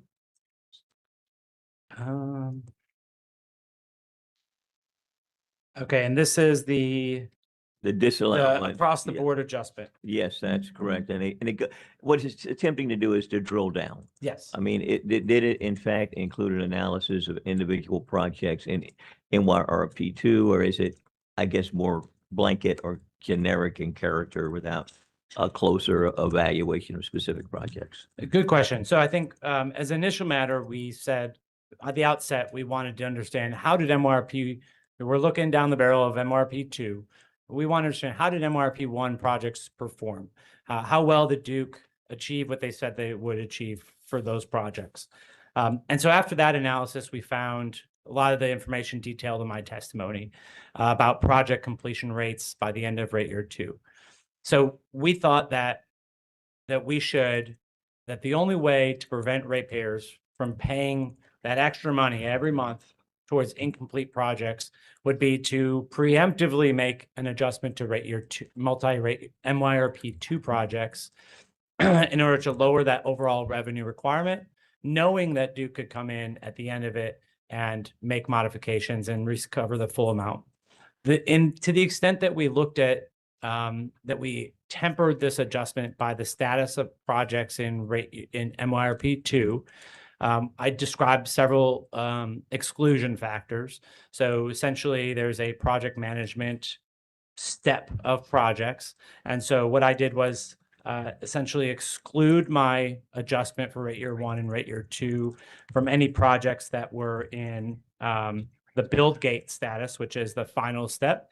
And then I reduced that adjustment by half for projects in the penultimate stage, the commit gate status. So I did try to look at these projects, not necessarily on an individual level, but at least at a category level to acknowledge that some of these projects honestly are probably potentially underway as we speak, right? Or in late stages of planning. And so I wanted to do that. And that's why we see that the adjustment, that's one of the reasons why the adjustment for rate year two is so much larger, right? Rate year one is 160 million, rate year two is 902 million. And I think that reflects the development status of those rate year two projects as we were talking about. Okay, has the public staff in coming to its recommendation considered whether factors that were present in NYRP one may or may not impact execution of NYRP two? I think we did, right? And there are obviously a lot of reasons why projects aren't completed. I think whether it's Helene or I think the distribution witness, Guyton, talks about some of the issues they ran into with permitting and railroad flagging. So certainly I believe that DC has made a good faith effort to address the roadblocks that arose in MYRP one. However, I think in my experience with working on large projects in general, the roadblocks that you address up front, you don't notice the roadblocks that arise further down the line. And so I think it's likely that there will be additional challenges, additional delays, MYRP two projects that maybe are not necessarily considered from where we sit today. And so, there's lots of those types of delays that could come up. And so my adjustment is, let's look at MYRP one and carry that experience with us to MYRP two. And if in MYRP three, if we look back and we say, wow, DC really did improve its execution in MYRP two, and they really did address these factors and nothing else momentous came up, then we may not even impose any sort of adjustment like this in MYRP three. We're really going to trying to be iterative and taking our learnings from each MRP and look forward. But right now, we just don't have, I think, enough information to definitively say that the projects in MRP 2 will be completed on time, consistently at a very high level. Okay, now on page 17, and I'll wait for you to get to your testimony. I'm there. All right. At line 15 of your testimony, you say the public staff considered multiple methodologies to address this issue. Now, first, is the public staff able to share what these methodologies were and why they were rejected? Sure, I can talk a little bit about that. I think we filed recently some testimony in DP as well that maybe expounds on this a little bit, but certainly we considered some sort of performance incentive mechanism, or PIM, that might address this risk. I sat down and spent a lot of time talking to some engineers in the Public Staff's Water Division about their timely completion metric, and some of the mechanisms they have in the water arena to adjust and work on timely completion. Ultimately, because our PIMs are limited to 1% of the revenue requirement as a totality, we did not feel that PIM would necessarily be able to incentivize the type of timely completion that we wanted to see, because the potential flowback could potentially exceed that 1% limit. We did talk a little bit internally and with Duke about a simple shift or delay of MRP project dates. And ultimately, that was not something that we decided to recommend. And so I think those are some of the bigger ones we talked about. We've also, we're open, I think, to other mechanisms, but the design of what the across the board reduction that I proposed is that it offers immediate ratepayer relief by reducing the revenue requirement and the rate increases across rate years 1 and 2, while at the same time not barring Duke from eventually seeking the full costs of these programs and projects when they come in for the next general rate case. So we felt that it struck an appropriate balance between addressing consumer affordability concerns while not being punitive to the utility, because they always have the opportunity to come in and obtain that full recovery in the future if those costs are prudent. Okay. It appears in your testimony that you base MYRP1 project completion rates for rate years 1 and 2 on a cutoff of December 31st, 2025. Is that correct? That's correct. All right. Can you explain why you have chosen a 1-year completion buffer for rate year 1 project, but not rate year 2? Sure. So I think overall, we were certainly limited to a certain extent by the data we have. We're in the middle of rate year 3 right now for DC, or not in the middle, kind of towards the, towards the end. So we didn't have a lot of information necessarily on the rate year 3 projects that have been completed. So we confined our analysis to rate years 1 and 2.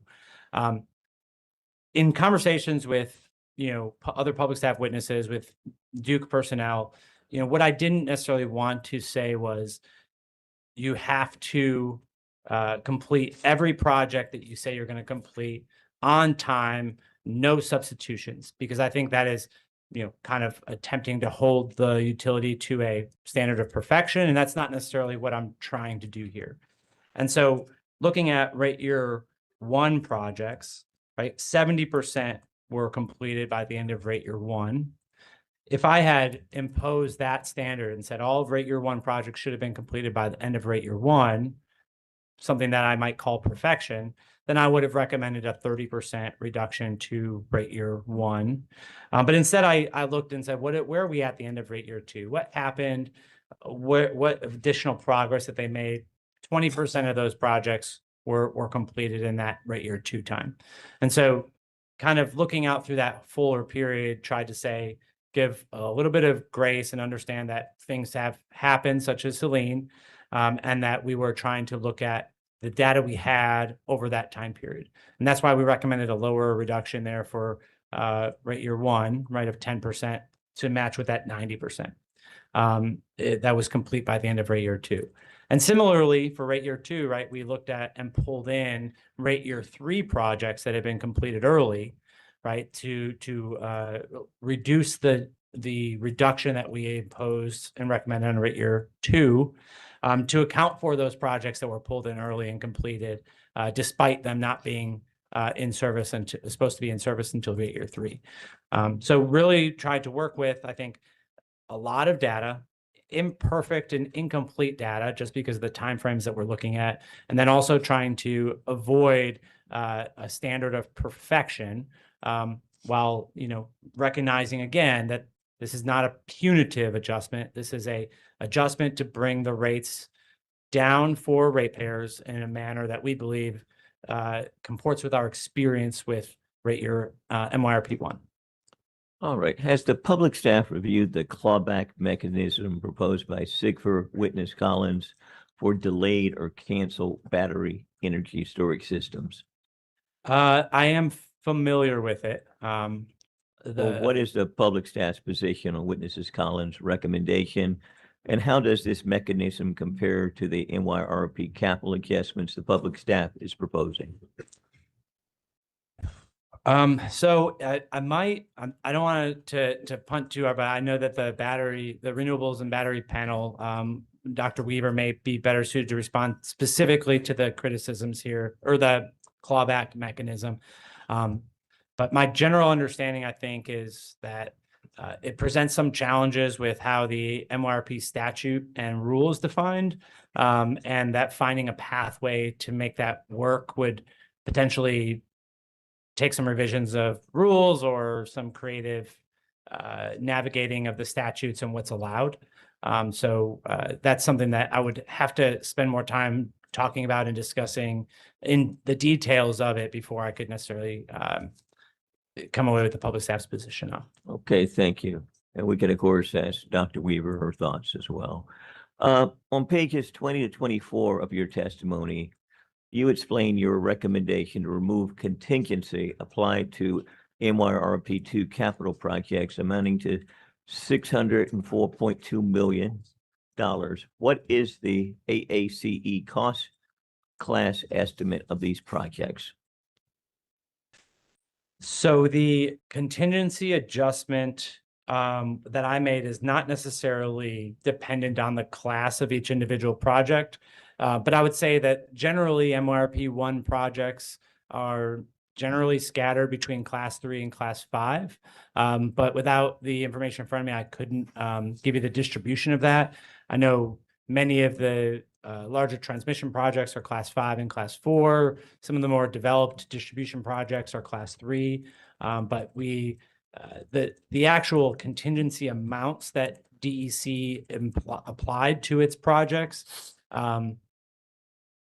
at least for the ones that I individually reviewed, seem to be more of like a blanket, like 11% for distribution and not necessarily tied to those ACE thresholds, the positive or minus. So the ACE thresholds did not play a role, I take it. I don't believe they played a major role in either setting the contingency and not in my removals either. Very good. I think we've covered questions provided by commission staff. So I want to look to my colleagues to see if they have any additional questions. Chair Brawley? No questions. Commissioner Tucker? Sure, go right ahead, sir. Mr. Thomas, why wouldn't the commission and the public staff request of Duke to not start depreciating a project until it comes online and use that as a drop dead date to start accumulating depreciation?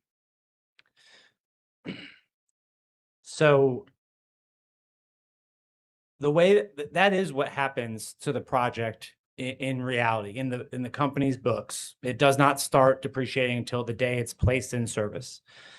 The thing about the rate years, rate year 1 and rate year 2, they aren't actually an increase to the customers, to the utilities rate base. They're kind of projected increases to the revenue requirement in those years.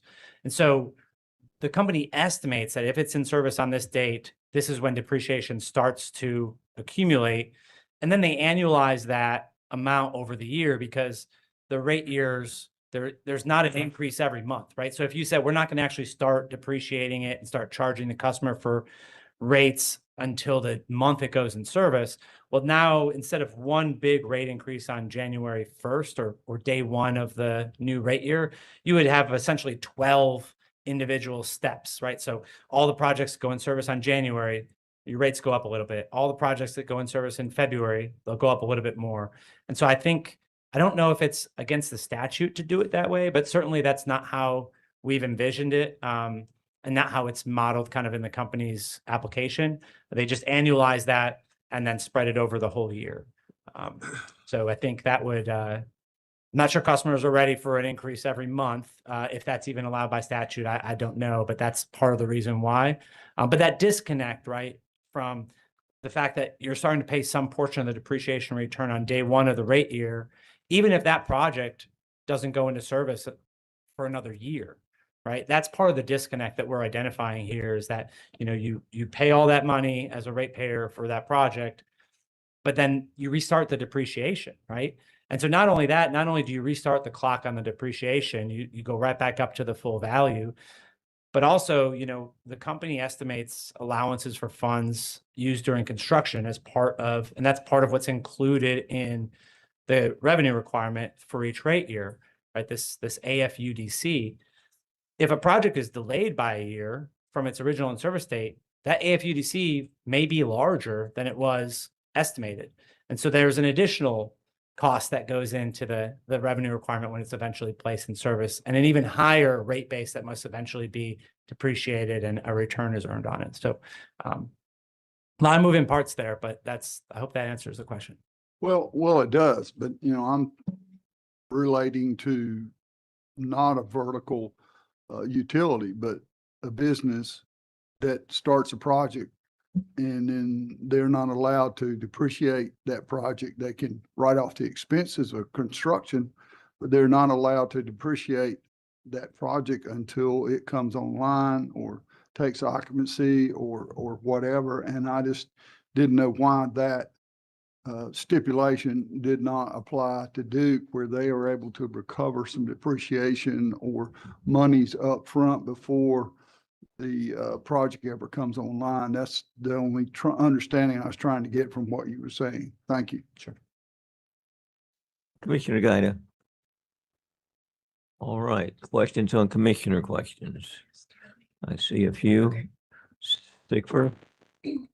Thank you. Mr. Thomas, you had a conversation with Presiding Commissioner McKissick about the shifting of utility risk onto customers and the proposed refund mechanism for canceled MYRP projects being a way to mitigate some of that shifted risk. Do you recall that conversation? Yes. Would another way to mitigate that risk be for the commission to deny the company's application for PBR altogether? I would say yes. Obviously, if we went back to the traditional rate cases without a PBR, without MYRP, the utility is only able to seek recovery for projects once they have been placed in service. And so the risk of forecasting projects out, having them not be completed and having customers pay extra, obviously that would not be a factor under traditional rate making. And the company could come in potentially every single year and file a traditional general rate case, correct? They could. Thank you. Nothing further. Okay, Environmental Defense Fund, any questions? All right, Walmart.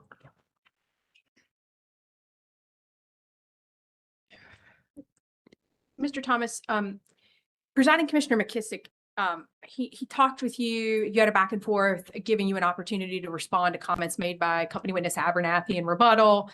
And you had a somewhat long response about her comments on type, scope, timing, and cost. And you made mention of an issue, and I want to tease that out a little bit. I wasn't sure if it was a question that you posed in discovery, but you mentioned something about the company telling you that in general, they've done pretty good about bringing projects on within the 3-month period. Do you recall that statement? Yeah, I think I was talking, kind of generalizing, witness Abernathy's rebuttal, where she tried to explain the different factors that would impact the completion rates of projects, and essentially looking at this and saying that we actually did all right and acceptable, and that PBR is still in the public interest. I think that I was trying to kind of characterize her rebuttal. And you mentioned something about proposing in discovery, I think, something about a 3-month grace period. So was it essentially your proposal to say, okay, well, if you're normally bringing them online, like not on the date you proposed, but within 3 months, let's just go ahead and push your in-service dates by 3 months. Is that what your proposal was that you were mentioning in response to the question from presiding Commissioner McKissick? So I would say it wasn't a proposal I made, but based on the 3-month buffer period that witness Abernathy talks about on page 9 of her rebuttal, we served discovery, as we do on just about everything in this case, and asked, would that be an acceptable alternative to my across the board reduction based on MYRP1 completion rates, is to simply push out the in-service date of every MYRP project. And while I don't have that response in front of me, I think the general takeaway was no, the company did not believe that to be an adequate response. Okay. And then, okay, so the company did not want to go ahead and move by 3 months. And so At the time, yes. okay. And so then, Commissioner Tucker then asked you a question about why do we not just begin sort of recovering depreciation, et cetera, on the actual date it goes in service instead of the estimated amount at the beginning of the rate year? Do you recall those questions? Yes. And you had some back and forth with him about the challenges of doing that within the MYRP structure. But if something isn't done, either a refund mechanism or the $1 billion offset that you've proposed, or Commissioner Tucker's proposal to make it the actual date. Right now, when the company is recovering for MYRP1 projects, the depreciation and the estimated rate base, and they do not go in service on the date proposed, but are delayed or canceled, what's happening to that money? My understanding is that that money is collected as revenue from DEC. What happens to that money afterwards, I could not say. I imagine it impacts their earnings and their cash flow, some accounting questions that go beyond the scope, but ultimately it goes to DEC. It's pulled from ratepayers to DEC, and they do with that money what they see fit, I would imagine. So they're not like holding it over for customers in a bucket to say, hey, we'll hold it for you until this project goes into effect. We'll earn a cost of debt on it for you, and we'll give it to you later on. No, to my knowledge, that money is not held in reserve or with any intention to refund to ratepayers. There's no, like I think I said before, there's no mechanism to refund that money to ratepayers in the future. So yeah. And then you also had a few questions with presiding Commissioner McKissick about the process undertaken by, I think, public staff to deal with replacement projects when you deal with a canceled project. Do you recall that? Yes. I have a couple questions about that. As I understand it, the replacement project process is not something that is set forth in the MYRP statute. Do you agree with that? Fairly subject to check, but yeah, fairly sure that the statute doesn't set any limitations or requirements on replacement projects. And so would you agree that just with the sheer number and scope of cases that public staff has been dealing with over the last several years, that it is a challenge and a strain on public staff resources to have to evaluate replacement projects outside of the context of an MYRP rate case? Yeah, I mean, I would completely agree. And even though, only about 3% or so of rate year 1 and rate year 2 projects were actually canceled, I would kind of agree. I think just within the rate case, the amount of work we have to do to investigate projects closed to plant in the historic period that were MYRP projects from the prior rate case non-MRP, shadow MRP projects that we're close to plant, as well as evaluate forward-looking. I mean, that's part of the reason why we send so much discovery is we have so much to look into. And I will say that the quarterly reports, as helpful as they are in providing context to us, I do not know that we have the staffing required now to individually focus on every single potential project cancellation or replacement, or, potentially do some sort of litigated procedure where Duke requests permission to cancel or permission to substitute, and then we have to research that and present our findings. I think that presents a logistical nightmare for us and certainly a workload challenge. Thank you, Mr. Thomas. Those are all my questions. All right, public staff. So, Mr. Thomas, Commissioner McKissick asked about the substitution of projects in the MYRP. During the actual implementation of the MYRP, so during the actual rate years, does the public staff have the opportunity to view those substitution projects before the actual substitution takes place? I'm thinking back to the quarterly reports I've looked at.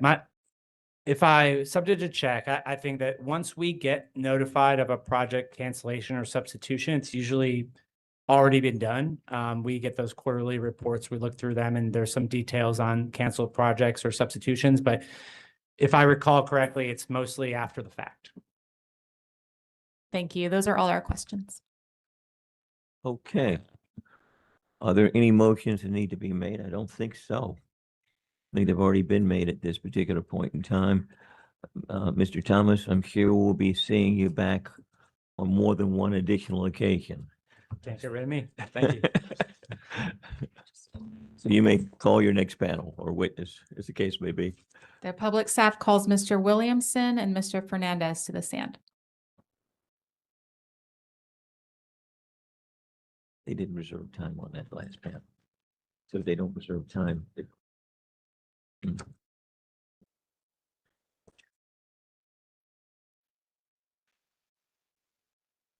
is what I go by.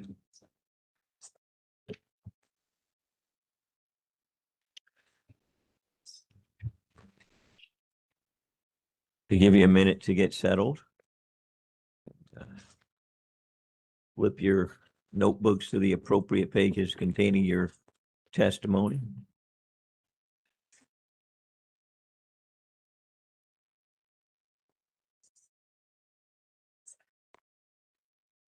You put your left hand on the Bible, raise your right hand.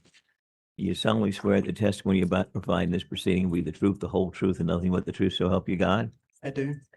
Thank you. Thank you, Presiding Commissioner. Tom Felling with the public staff. Mr. Williamson, would you please state your name, business address, and current position for the record? Sure. My name is David Williamson, and I'm an engineer with the Public Staff's Energy Division, and my business address is 430 North Salisbury Street, Raleigh, North Carolina. Mr. Fernandez, would you please state your name, business address, and current position for the record? Yes, my name is Eric Fernandez. My business address is 430 North Salisbury Street, Raleigh, North Carolina, and I'm a utilities engineer for the Public Staff's Energy Division. Mr. Williamson and Mr. Fernandez, on May 29th, 2026, did you both prepare and cause to be pre-filed direct joint testimony in this docket consisting of 62 pages, 3 exhibits, and 2 appendices? Yes. Yes. Did your testimony contain confidential information? No. No. On June 17, 2026, did you both prepare and cause to be pre-filed in this docket an errata and corrections to your pre-filed joint direct testimony? Yes. Yes. Do you have any additional corrections to your pre-filed direct joint testimony? No. No. If I were to ask you the same questions in your corrected pre-filed joint direct testimony today while appearing at the witness stand, would your answers be the same? Yes. And lastly, did you both prepare and cause to be pre-filed on July 6, 2026, a summary of your joint direct testimony and docket number E7 sub 1329A? Yes. All right, and turning to stipulations, have you reviewed the agreement and stipulation of partial settlement, also known as the cost of service study stipulation between DEC, DEP, SIG for 2 and 3, CUCA, and the public staff filed in this docket on October 24, 2025? Yes. And do you support the October 24, 2025 stipulation? We do. And have you reviewed the agreement and stipulation of settlement on direct current fast charging pilot program between DEC Walmart and the public staff filed in this docket on July 9, 2026? Yes. And do you support the July 9 stipulation? Yes, we support the stipulation as a negotiated compromise between Walmart, DEC, and the public staff. Presiding Commissioner McKissick, at this time, I would move that the pre-filed joint testimony of Mr. Williamson and Mr. Fernandez, consisting of 62 pages, 3 exhibits, and 2 appendices, and the pre-filed summary of the joint testimony of Mr. Williamson and Mr. Fernandez be entered into the record as if given orally from the stand at the appropriate time. Without objection, your motion is allowed. The panel is now available for cross-examination and commission questions. I believe Amazon is first. Yes, Amazon waves across. Oh, you're waving across. Okay, Sigfer, yes. Thank you. Just a few questions. Good afternoon, Mr. Fernandez and Mr. Williamson. The rates panel makes a number of rate design recommendations to the commission, including that DEC should investigate and report as part of its next general rate case filing a number of different things on page 7. Is that right? That's correct. Including but not limited to investigating and reporting as part of its next rate case filing, the possibility of creating a medium general service tariff for DEC. Is that right? That's right. And raising demand requirements for qualification for schedules LGS and OPTV. Is that right? Not requiring it, but definitely investigating it, but yes. Okay. And combining schedules RE and RS to create a single residential rate tariff. That's correct. And would you agree that those tweaks are all relatively minor as compared to potentially approving a new large load tariff? I think with respect to the recommendations we have here, I think the whole point of current rate schedules that we have and the universe of Duke Energy, acknowledging that the business combination has been approved and we are going to be moving forward with combining all of these rate tariffs. Our intent was to focus on how can we better put ourselves in a position, public staff, the utilities, the interveners, and the commission to kind of as efficiently bring rate tariffs together, whether it be the same type of tariff or just similar qualifications for types of tariffs. And these are just the recommendations. Like you said, it's a small list, just a short list of recommendations to kind of prime us for the conversations that we'll be having as a result of the merger conversations. So thank you. I want to pull on that thread a little bit. You testified that we're going to need to work together to bring the rate tariffs together as between DEC and DEP. Is that a fair characterization?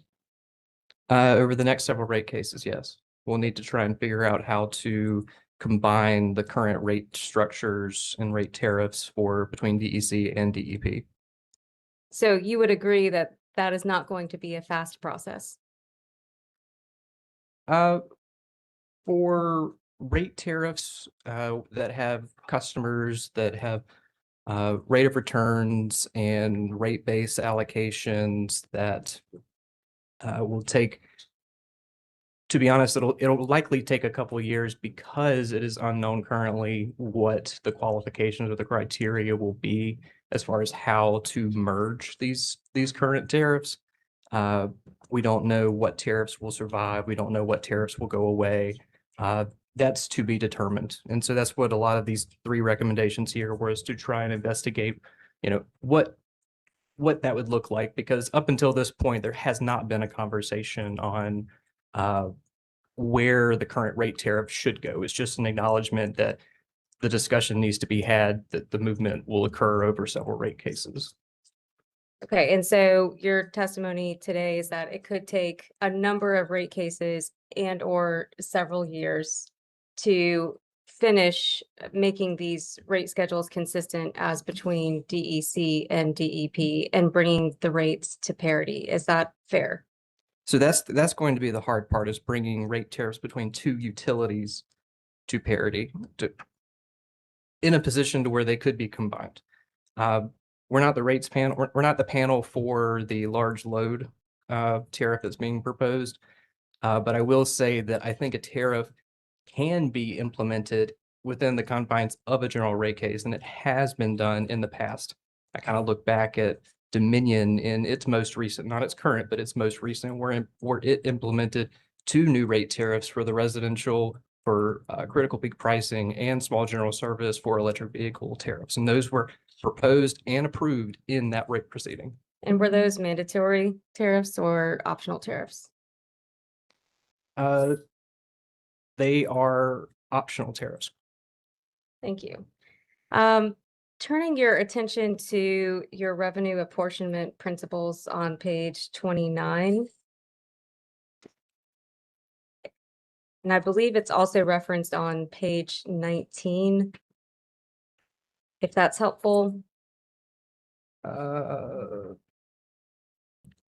have our corrected testimony. And page 29 doesn't have our rate principles on that page. If you could turn with me to page 19, it should flesh those out in your corrected testimony. Yes. Thank you. This list here that you have, can you walk us through how the public staff developed these rate and revenue apportionment principles? Sure. So these four principles have been part of the public staff's policy for setting rates for as long as I can remember. I'm fairly confident that they were in place when not only my predecessor, but the predecessor before him came in to put in these for the rates witness for the public staff for these general rate cases. And generally, they're just a way for us to put forth a direction for how to set rates that we think can accomplish the goals of apportioning the revenue requirement without potentially causing undue harm through rate shock, incorporates the notions of gradualism, and produces movement towards minimizing cross subsidization and moving the rate classes towards the jurisdictional rate of return. Okay, so you said it predates you and your time with the public staff. Would it be fair to say that these principles have been the public staff's position on this issue for more than a decade? I've been with the public staff for a little over 11 years now, and they've been in existence since at least then. So I would say yes, over a decade. Okay, and House Bill 951 was enacted into law in 2021, correct? Subject to check. And subject to check, would you agree that the only one of these revenue apportionment principles contained in House Bill 951 and required by law is the minimization of cross subsidization between customer classes, correct? So, Presiding Commissioner, I'll just defer to the text of 951 can speak for itself, and to the extent that the witness can answer this in a non-legal, without offering a legal opinion. Otherwise, I would object. I think that it's an appropriate notation to make for the record. Thank you. And so with that, I would just ask that the commission take judicial notice of Session Law 2021-165, which is House Bill 951. Duly noted for purposes of the record in this proceeding, we are providing judicial notice of House Bill 951 as enacted. Thank you. Mr. Williamson, you recommend some tariff modifications to schedules HP, SGS, LGS-I, and OPTV. Is that right? Yes, we do. But you don't recommend any tariff modifications to schedule HLF, do you? So our recommendations were based off of the utilities requested recommendations. So we're just responding to those requests. So you don't initiate any new requests of your own in your panel testimony, is that right? our panel does not discuss any modifications to HLF, Schedule HLF. Thank you. Nothing further. Thank you. CUCA. Waiving, all right. That would bring us to Environmental Defense Fund.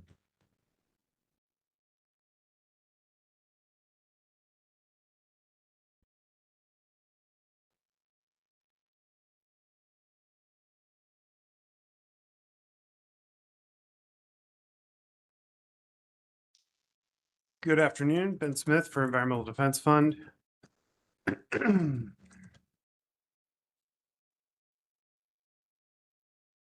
You all recommend the commission approve the 12 CP method and DEC's class allocation, isn't that right? In response to a settlement stipulation, we do agree with that proposal, yes. And when was that? Remind me when that settlement occurred? Subject to check, it was November 2025. That subject to check, sure. Page 9, beginning at line 14, you describe the cost of service study, cost causation principle, and you say the allocation should account for customers' use of generation. Do you see that? Yes. How?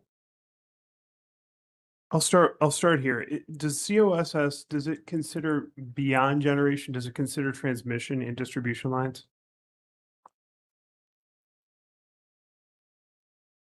So the cost of service is just understanding, depending on the model that you pick, whether 1 CP or 12 CP or this modified average and excess approach, it's really just taking the billing determinants, kilowatts, kilowatt hours, and determining when at those points in times, whether it's 1 CP or 12 CP or this modified average and excess approach, where those occur in the model, depending on the KW and KWH characteristics at that point in time. Okay, and I think I understand that, but what I was kind of focusing on is whether or not those allocations are, as you consider them, and you're considering the investments that are being made, are those spread across the different classes? Does that extend beyond generation? Does it expand to distribution and transmission investments? So this stipulation gets into production demand and transmission demand.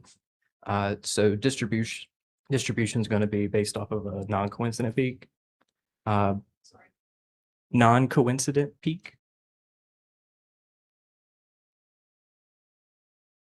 Okay. So for the forward-looking large load, and I know you all aren't the large load panel, but for the impact of it on rates, how do you read the settlement between public staff and Duke to handle the downstream impacts on transmission and distribution? So you're talking about the cost of service stipulation? Yes. Oh, okay. There's been a lot of stipulations, and you just said public staff and Duke. And my fault. Yeah. Can you repeat the question? I'm sorry, I was hung up. Sure. I'll try and maybe make it a little broader. I'm looking at you to explain to me how, given the cost of service stipulation, how you see that impacting on a forward-looking basis, the data center load that the company has projected in the future, and how in particular it will impact beyond just generation, but also distribution and transmission investments. So the cost of service is not forward-looking. It's actually based off of the test year. In this proceeding, it's based off of 2024. And it's going to be updated based off, the cost of service is going to, we talk about it in testimony as, 45A is the per books, then 45B is when they kind of normalize and annualize these revenues, number of customers. Say a customer came in at November. Well, the reality is that customer is presumed to be on for 12 months going forward. And so they'll annualize the data from that customer to be representative of 12 months. And then they'll start 45C is going to be these adjustments made by the utility or interveners to try and get that financial outlook. And that's kind of how the rate of return is generally generated to understand how each class and the NC retail is being represented for that test year. Again, it is not forward looking. And so as we go through time, every rate case in the future is going to be looking back approximately a year or so from the time that we're having that rate case proposal. And it's going to be taking into account the number of customers and the revenue and all of the costs and revenue and rate base at that point in time and that the cost of service will basically allocate taking the assumptions from the test year usage characteristics, the KWs, the KWHs, in order to allocate the costs that should be socialized. And so I think I've answered your question, but I'm gonna wait for you. You have, and I know it seems like I'm maybe off left field, but I think I have an idea where I'm going. Can you explain the MAE methodology? Sure. So the modified average and excess, we'll just start with the average part, and that's kind of taking the energy. It's like an energy component throughout the entire 8760. And it's saying how much energy is being used by all the different customer classes. And that's a function of the allocation process. And then there is the excess part, which I need to. I always get confused and have to refresh myself on whether it is.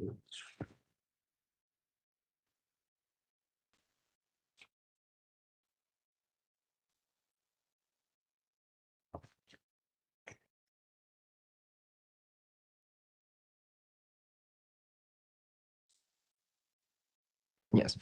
So we go into pretty lengthy detail on pages 11 through 13 of our testimony.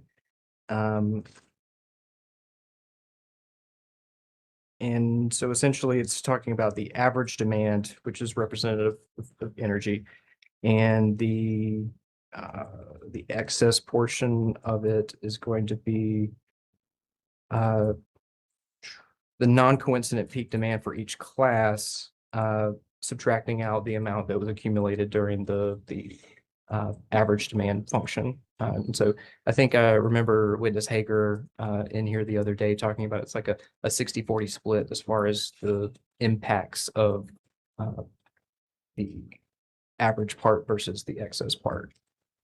And the modified function of it, since you were asking about all of it, the modified function, as part of the stipulation, there's conversations about taking into account the potential for curtailment. If there's riders that are reflective of potential curtailment that could occur during peak events, then that quantifiable load would be reduced from the excess portion of the calculation. As the stipulation states, there's not any riders or applicable tariffs, for DEC. And so there is not a reduction of that curtailable load. And this is where I was hoping you'd go with this. With respect to the COSS and looking back at the historical test year, what's the sort of value of discussing the curtailment provision here, which I read as more of a forward-looking thought. But is this for an optionality sort of discussion on sort of what could come with future tariffs, or could you explain a little bit what the genesis of this discussion was? Can you re-ask the question? Sorry. Sure.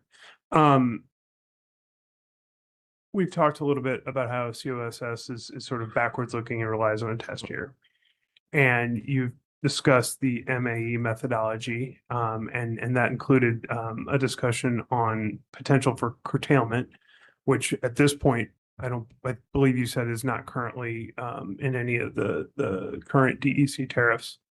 You with me so far? Correct, yes. And so I'm wondering how you all, because I do, is there a forward-looking thought process when you talk about curtailment? Because if it wasn't available during the historic test year, how did you analyze it and think about it as either a lever or something that might be an option in the future? So it's just based off the test year, what was available during the test year. And so it's not a forward-looking look for purposes of determining whether or not what should be part of the modified part of the modified average in excess. Okay, I think I'll move on.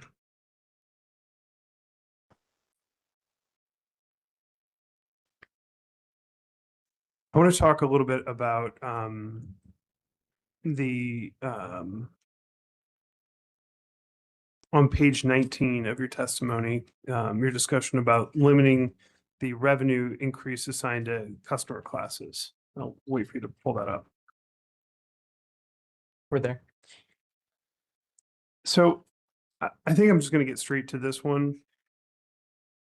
If a class triggers a significantly higher amount of the revenue upgrade or revenue increases, do you all have any concerns that this cost cap will in effect socialize total revenue cost amongst the other non-causal class allocations?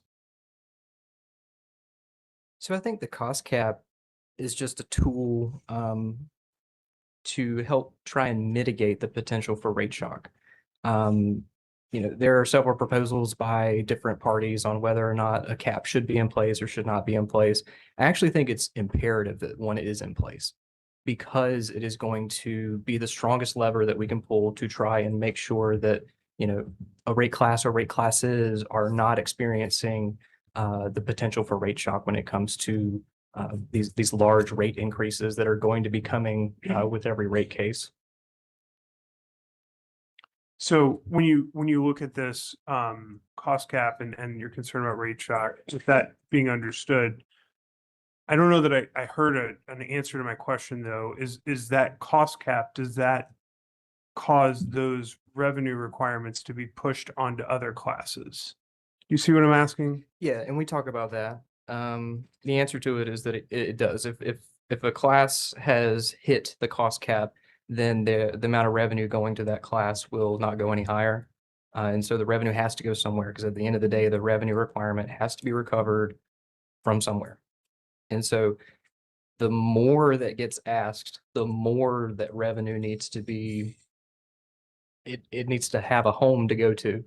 And so in cases of lower revenue requirement increases, this challenge of this cap is, not as impactful, but as we get higher and higher and higher rate increases as far as a revenue requirement,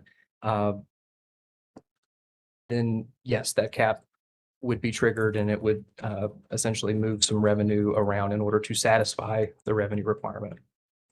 No further questions. North Carolina Justice Center et al.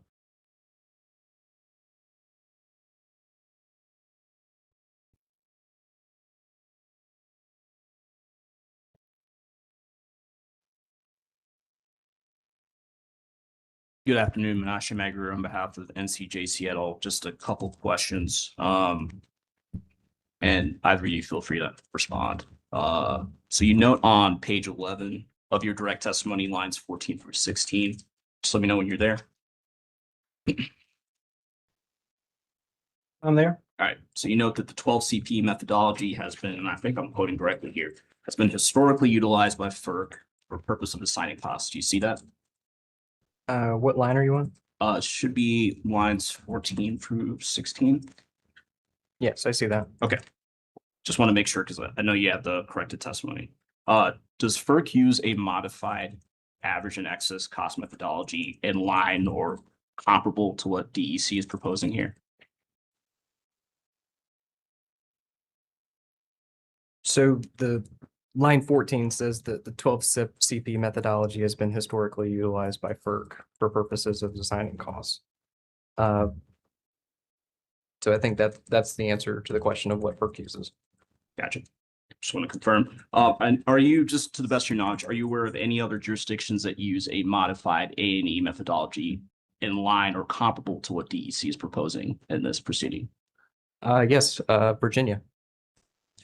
Right. So on page 12, and just to be clear, is it a modification that is comparable to So what? let me be clear. Dominion Energy North Carolina uses an average and excess. Right. And I don't want to, I'm just trying to drill down and get clarity on it. Is the modification similar to what DEC is proposing, or is it a modification more generally of the A&E method? I'd have to double check on whether or not they have a modified approach to it. My understanding is that it's just an average and excess piece to it. Okay. Just want to drill down on that. So on page 12, it should be the next page beginning on line 18. And just let me know when you're there. Yep. And I'm paraphrasing here, but you note some of the shortfalls of using class cost allocation methodologies that are dissimilar or unlike the modified A&E methodology. Do you see that? When comparing the modified average and excess to coincident peak methodologies. Yes. I see that. Okay. And the main issue that you sort of see is that these other class cost allocation methodologies are perhaps too focused on peak demands. And let me know if that's a fair summation of that.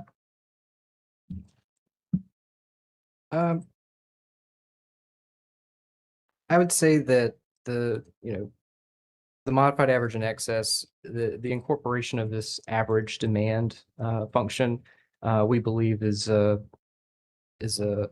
important function that should be incorporated into a cost of service as opposed to just a singular peak. Okay, I think that's fair. Have you reviewed NCJC et al. Witness John Wilson's testimony? It is one of the many testimonies that we read over probably the last week between two proceedings. Right. And are you generally aware of his proposed hourly cost method? I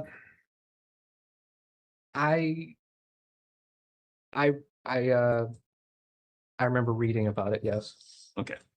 And you would agree that his cost allocation methodology does not focus solely on peak loads?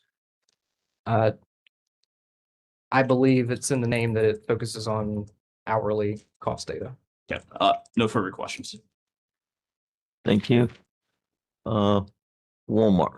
Yes, Your Honor. Can I trade your place?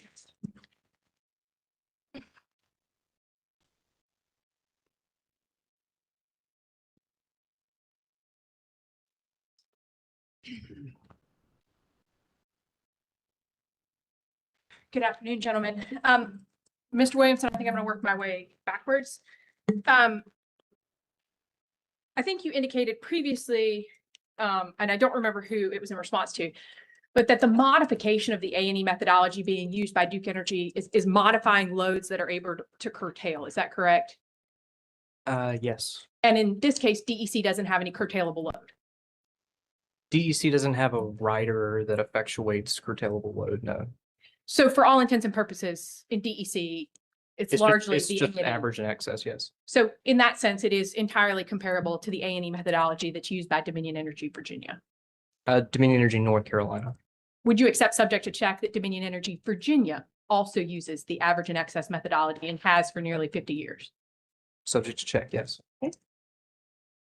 You were then asked some questions about FERC and the FERC's use of the 12CP versus whether the FERC uses the A&E to assign cost. Do you recall those questions? I do.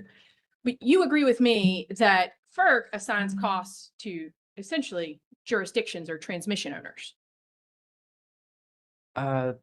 Subject to check, yes. And they do not assign costs to rate classes. That's correct. And then finally, you were asked some questions about what happens if large loads trigger, under the A&E methodology, what happens if a large load triggers an upgrade, and what happens to that cost allocation, and can it result in other classes? Like some of those costs being allocated to other classes. Do you recall those?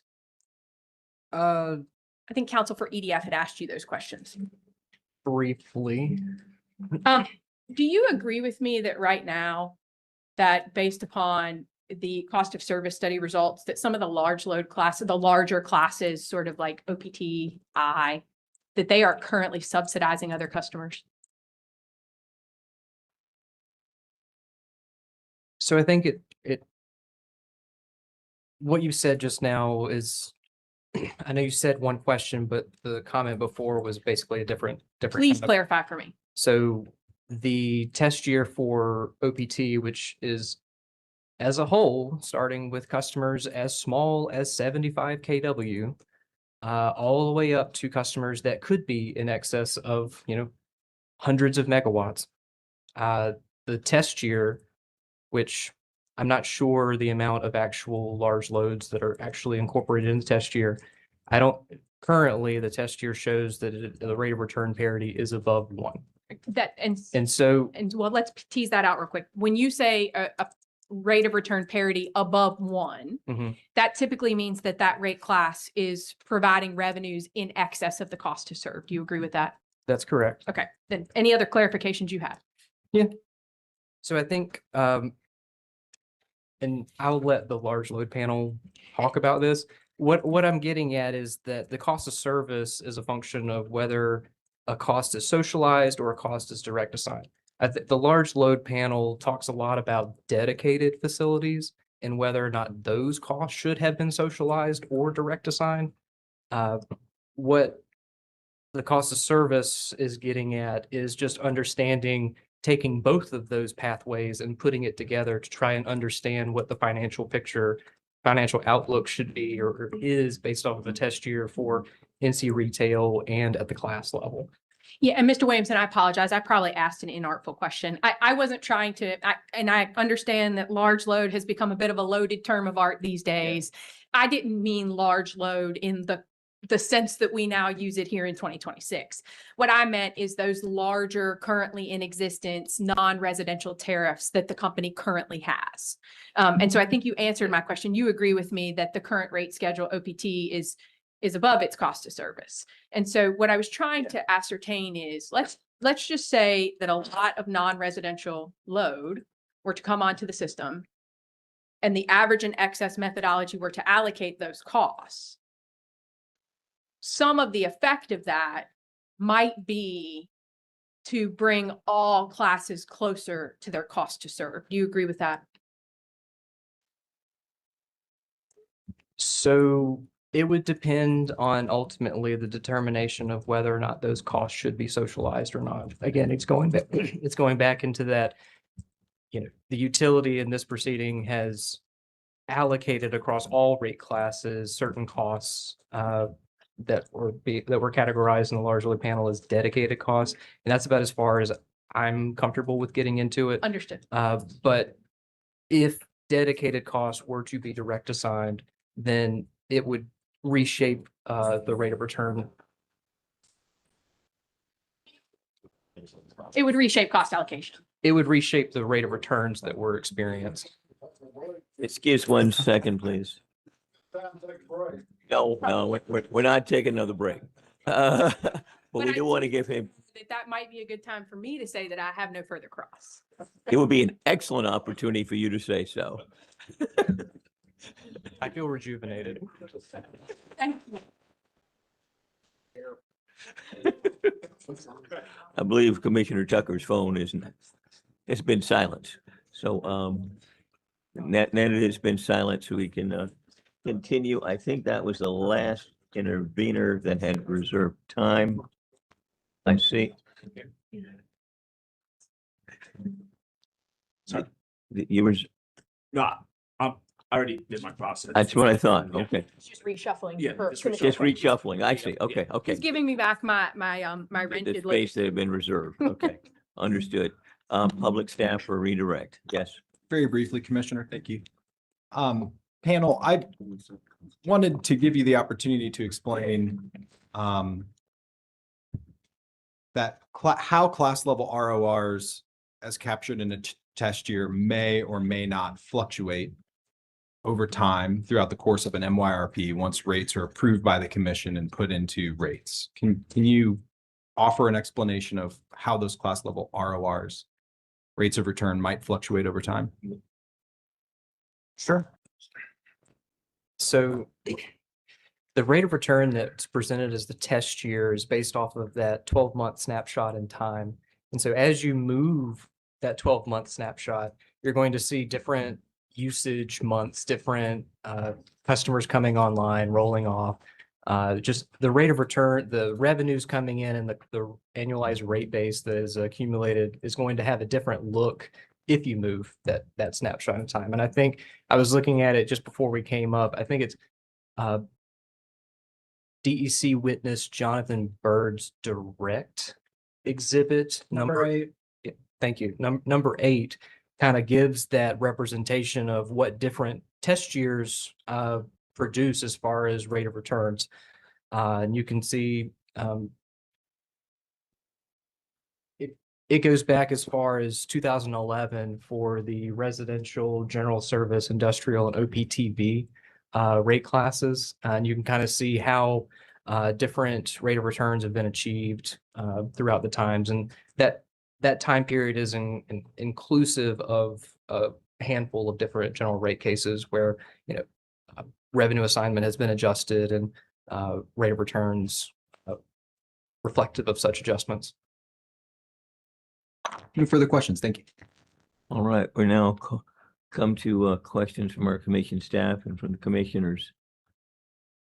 In response to your testimony, DEC filed an updated version of Byrd Exhibits 2, as well as 2-1 and 2-2 that show individual impacts to rate tariffs with the updated revenue requirement. Did the public staff have any reactions to this update that they wanted to share with the commission at this time? Sure. I printed that off and I just want to go back to it. So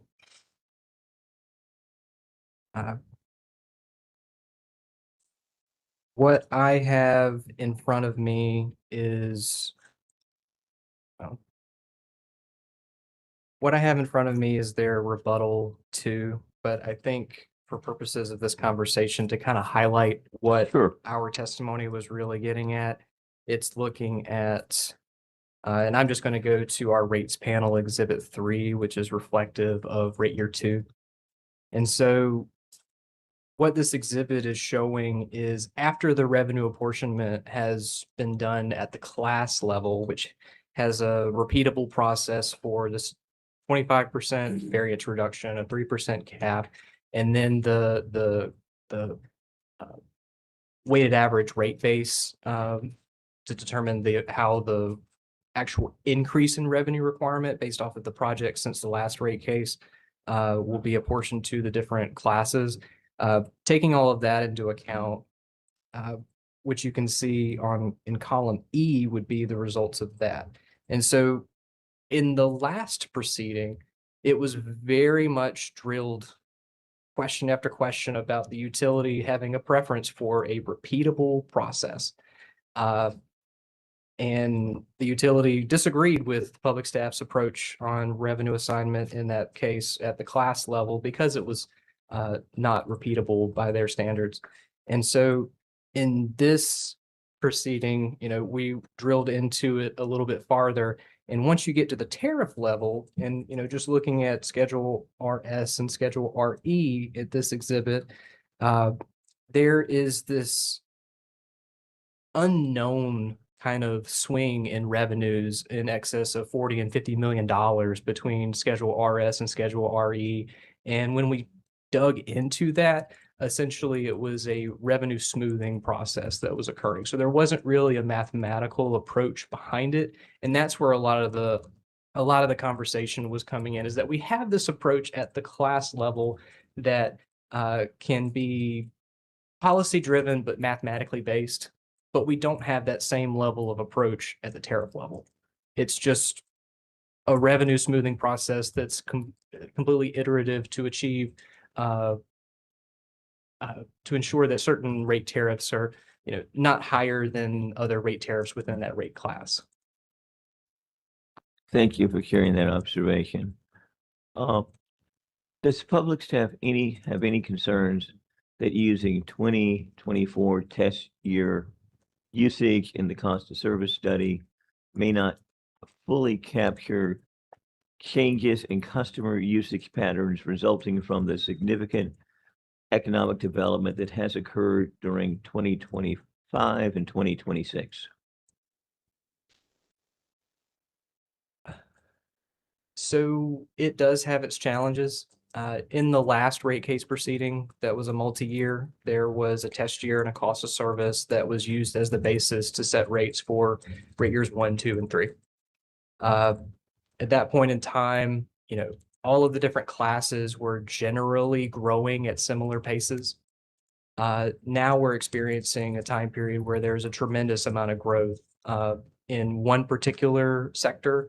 There's growth in all sectors, but there's an enormous growth in a particular sector of large customers. And so that is kind of for future cost of service studies, the next up test year is going to capture up to that point. And then the next rate case, the next up test year is going to capture customers and usage at that point. And so it's going to take time for all of these large loads that are coming online to the system to kind of start creating movement to the allocations that are in a cost of service to be fully representative of the load that's going to be coming. And how would you want the commission to consider the dynamic nature of load growth occurring and expected to occur in the near term with the timing of the expected cost of service study? Sitting here today, I don't think I have an answer for you for that just yet. I think that there's still a lot of conversation to be had as far as the cost of service. I know that Public Staff Witness Fahey has proposed a potential means of addressing this. I'm sure the large load panel could address some of this as far as the revenues and the costs. But as far as the cost of service, that was, our task in this case, Witness Fernandez and myself, we're looking at the 2024 test year and how all of that played out. Okay, let me see if my colleagues have any further questions. Chair Brawley. Mr. Williamson, I want to draw your attention to page 19 of your testimony. Beginning in line 1, there are 4 principles that you talked about to minimize rate shock. And you used a phrase that made the hair on the back of my neck stand up, and I wrote it down. Okay. That was to deal with the large rate increases that will be coming from future rate cases. What do you see coming that I may not see?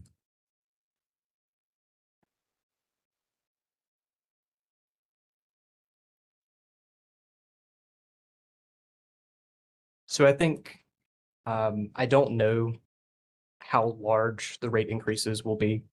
What I do know through the recent CPRP proceeding is that we are in a time of construction.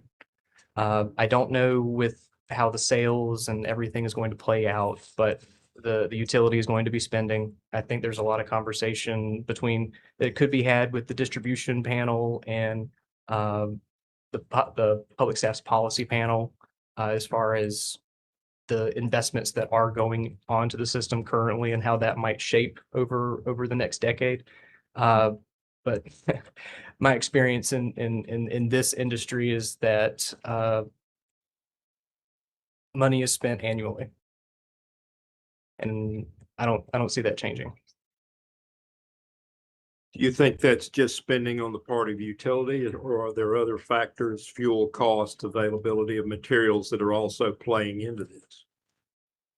That I think would be a prime question for the policy panel. Thank you, sir. Commissioner Tucker. Commissioner Gaida.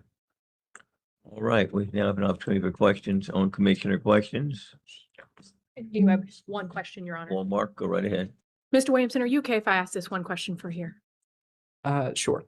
You had referred Commissioner Brawley in response to his most recent question, I think, to the public policy or the distribution panel. Are you familiar with the fact that the company has produced, in the context of this case, the amount of shadow MYRP that it expects to spend over the course of this 2-year multi-year rate plan? So I'm unaware of the plant review side of things. Okay. I think the distribution panel and then the other various plant related panels can probably address that question a little bit better. But as far as those teams are trying to figure out what is eventually going to get to our laps and how will we address that. Thank you, Mr. Williamson. That's my only question. Public staff? No questions from the public staff. All right, in which event, I think it's just going to be a case of musical chairs. Because while you are technically released as part of this current panel, you will rejoin us again as a part of the next.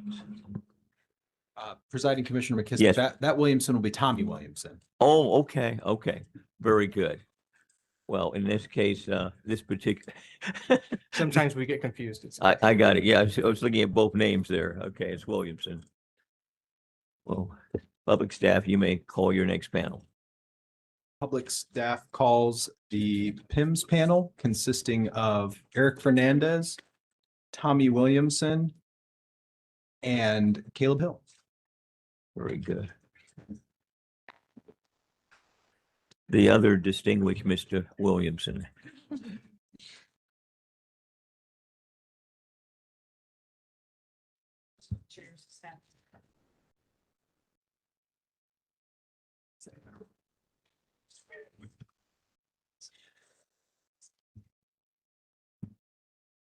And Mr. Fernandez, we simply remind you that you remain under oath. See, if you could put your left hand on the Bible, raise your right hand. Do you solemnly swear that the testimony you're about to provide in this proceeding will be the truth, the whole truth, and nothing but the truth, so help you God? I do. Thank you. Take your time, Ms. Herring.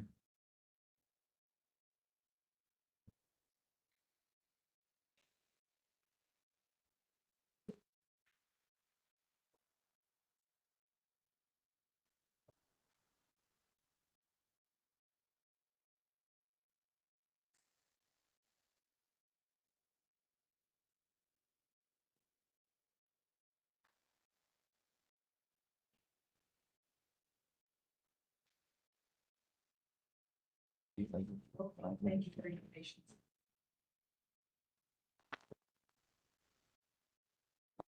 Thank you for your patience. Before we begin, let me take just a 5-minute recess.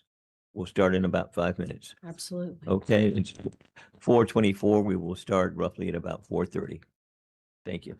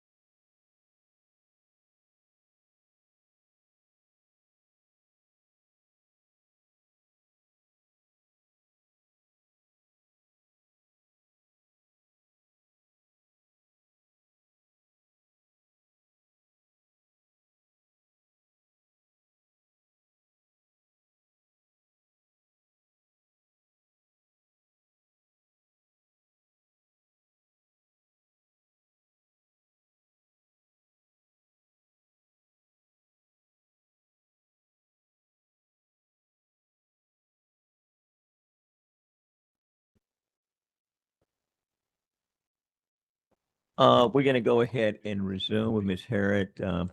One thing I want to say, I did have a chance to speak with our court reporter during that last recess or break. She can stay beyond 5 today, so we'll probably go to 5:30 or whatever is a reasonable time to end for today based upon the way the testimony is going. Wherever it seems to be a logical point. But go ahead and proceed. Thank you, Presiding Commissioner. All right, Mr. Fernandez, will you please state your current position and your business address for the record? Yeah, my name is Eric Fernandez. My business address is 430 North Salisbury Street, Raleigh, North Carolina. And I am a utilities engineer for the Public Staff Energy Division. All right, Mr. Williamson, for the record, will you state your name, your current position, and your business address? My name is Tommy Williamson. My business address is 430 North Salisbury Street, Raleigh, North Carolina. And I'm a utilities engineer for the Energy Division of the Public Staff. All right, and Mr. Hill, if you would please state your name, your current position, and your business address for the record. I'm Caleb Hill. I'm an engineer with the Public Staff Energy Division. My address is 430 North Salisbury Street, Raleigh, North Carolina. All right, thank you. Okay, so Mr. Fernandez, Mr. Hill, and Mr. Williamson, on May 29th, 2026, did you each prepare and cause to be pre-filed direct joint testimony in this docket consisting of 54 pages, 4 exhibits, and 3 appendices? Yes. Okay. Did your testimony contain confidential information? Yes. Do you have any corrections to your pre-filed joint testimony? No. Okay. So if I were to ask you the same questions from your pre-filed joint direct testimony today, while appearing on the witness stand under oath, would your answers be the same? Yes. Okay. Can I hit a yes from all 3 of you? Yes. Yes. Okay, thank you. And did you prepare and cause to be pre-filed on July 6, 2026, a summary of your joint testimony in docket number E7, sub 1329A? Yes. Okay. Presiding Commissioner McKissick, at this time, I move that the following testimony be entered into the record as if given orally from the stand, and that the following exhibits be entered into evidence as pre-marked.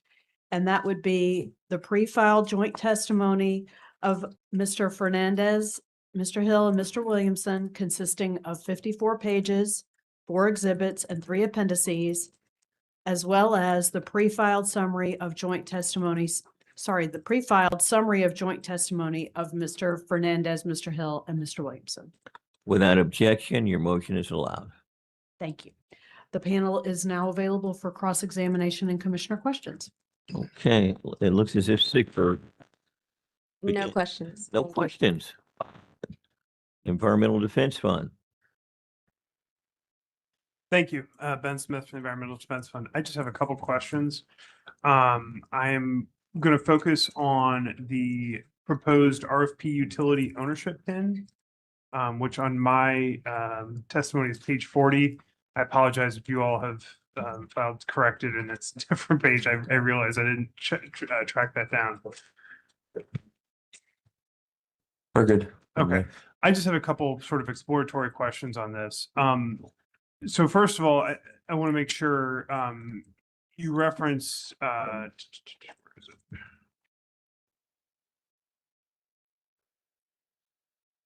This, well, I'll just ask it this way. This proposal, actually, I'll start here. Can you explain what your proposal is here at a 30,000 foot view? Yes, I can try to explain that. And I do apologize. I'm just getting over a little bit of a cold. So if my voice is a little bit strange or anything is unclear, please, I'm happy to clarify. From a 30,000 foot view, the idea behind the RFP utility ownership PIM is to use the PIM metrics to track and monitor the actual incurred cost and of RFP facilities that are placed in service, and compare that to the bid prices that are put in their respective RFP request for proposal through the Duke Energy's solar and solar paired with storage request for proposals. And your proposal would apply, it sounds like, to solar plus storage. Is that right? Yes, that is correct. It could apply to any facility that would be procured through that RFP. And I think this is probably my last question on it. You discussed that being open to other generation types in the future, maybe if it's successful in this version. I assume that means the same sort of setup where it would be a utility-owned generation asset, and that there'd be the same sort of assessment that you propose here for solar and solar plus storage. My initial thought is yes, so that I would need to explore that idea a bit more. But the idea is that if it was successful and worked well, that it could be applied to other utility-owned generation facilities. And you said Excel Energy has a similarly structured PIM, is that right? Footnote 19 there on page 40. Yes, that's correct. Is this Excel Minnesota, Colorado, both? Do you recall? I do not. Apologies. Okay, no further questions. Thank you. Elizabeth, North Carolina Justice Center et al. Okay. And I'm not seeing anyone else who did. Okay, very good. Thank you. In which case we'll go back to the public staff for redirect. Excuse me, Commissioner McKissick. I'm sorry. Duke has some questions. You do? All right. I didn't have them reserved here. Oh, my mistake. You're correct. Go ahead and proceed, Mr. Summers. Thank you. Good afternoon. Bo Summers with the law firm of Lawrence B. Summers, PLLC. Good afternoon, gentlemen. How are y'all? Good afternoon. I'll probably direct my questions to you, Mr. Williamson, since you're sitting in the middle, but anybody else who wants to chime in or consult with, y'all just let me know, okay? I want to start a little bit with the statutory basis for performance incentive mechanisms, or PIMs. And y'all note this in your testimony, but just to level set where we are, PIMs are a required element of the PBR statute in North Carolina, correct? Yes, that's correct. And consistent with the statute, Duke proposed several PIMs in their testimony, and then the public staff has proposed some modifications and alternative PIMs in furtherance of the PBR statute, correct? That's correct. And in your testimony, the panel talks about the performance to date from what I'll call PIMS 1.0, or in PBR 1, the PIMs that were approved by this commission, correct? Yes, that's correct. Okay. And I don't believe any of y'all testified for the public staff in the last rate case on PIMs, did you? No. Okay. I think Mr. Hill and Mr. Fernandez, y'all were still in college, weren't you? I believe so, yes. Okay. So in your wildest dreams, did you ever tell your buddies in college, one day I'm going to get to testify about PIMs? On a side note, I was in Montana. I wasn't even thinking about North Carolina. Well, welcome, and you get to talk about it now. So Mr. Williamson, or whoever wants to answer this, in the first case, the process was that after House Bill 951 was enacted, the commission had a rulemaking, and parties submitted lots of comments about how PIMs and policy goals should be addressed by the commission. And ultimately, the commission decided that it would review PIMs on a case-by-case basis in each rate case. Do you generally agree with that? I generally agree, yes. Okay. And do you recall that at the time of the first PBR rate case where PIMs were discussed, that Duke held a stakeholder process that invited numerous parties to come and participate and discuss and propose PIMs? I did not participate in that, but I'm aware that happened. Okay. And again, in the last rate case, and again, this goes to your testimony about evaluating how PIMs have been performing to date.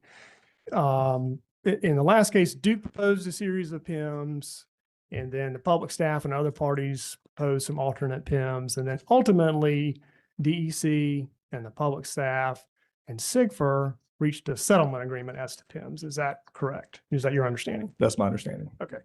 And then ultimately, the commission approved those PIMs, and that's what Duke went forward to implement, and that's what the public staff has been evaluating and reviewing, correct? That's right. And that brings us here today. Okay. And would you agree with me it's fair to characterize the public staff's review of the performance to date of PIMs to be underwhelming? Our review be underwhelming or the programs be underwhelming? Your review is certainly not underwhelming. Let me Thank you. restate All right. that. Would you agree that from the public staff's perspective, that the performance to date of the PIMs themselves has been underwhelming? Or whatever adjective you want to Yeah, use. I mean, yeah, we've said, and that my colleagues chime in as well, that, yeah, it's not, I don't think we've seen the performance probably that we were expecting or hoping to see. So I think that'd be a fair consideration. I'll leave it to others to chime in. Yeah, I think our exhibit 1 in our direct testimony sort of looks at all those PIMs from PBR 1 and compares the rewards and penalties from each one compared to their maximum. And yeah, I'd say underwhelming is a fair characterization. And again, you agreed with me earlier that those PIMs that have been underwhelming to date in their performance were negotiated and agreed to by the public staff, correct? Yes. And one of the ones that you discussed in your testimony that has earned some rewards for DEC is the what I'll call the time of use PIM, correct? Yes. And the purpose of that PIM is to encourage customers to enroll in a rate schedule or tariff that gives them an incentive to use more energy at off-peak times when it's beneficial to the system, correct? Yes, generally. Right. And Duke explained that in this case, they were seeking to increase the incentive from what was agreed to by the public staff and ordered by the commission in the last case, because frankly, they were having difficulty getting customers to enroll in those rates, correct? Increasing the incentive, but also I believe there's decreasing of the maximum cap. Okay. And Mr. Fernandez, are you on a time of use rate at your residence? not. Okay. And Mr. Williamson, I think you're a Town of Apex customer, Correct. are you not? Are you on a time of use rate? I am not. Mr. Hill, are you on a time of use rate? I am not. Okay. Presiding Commissioner McKissick, just a reminder, this panel is here in their capacity as expert witnesses. I'm not sure what the relevance of their personal rates is. I would concur and agree with that assessment. So if we could direct it more toward issues that are outstanding based upon the testimony that they've filed.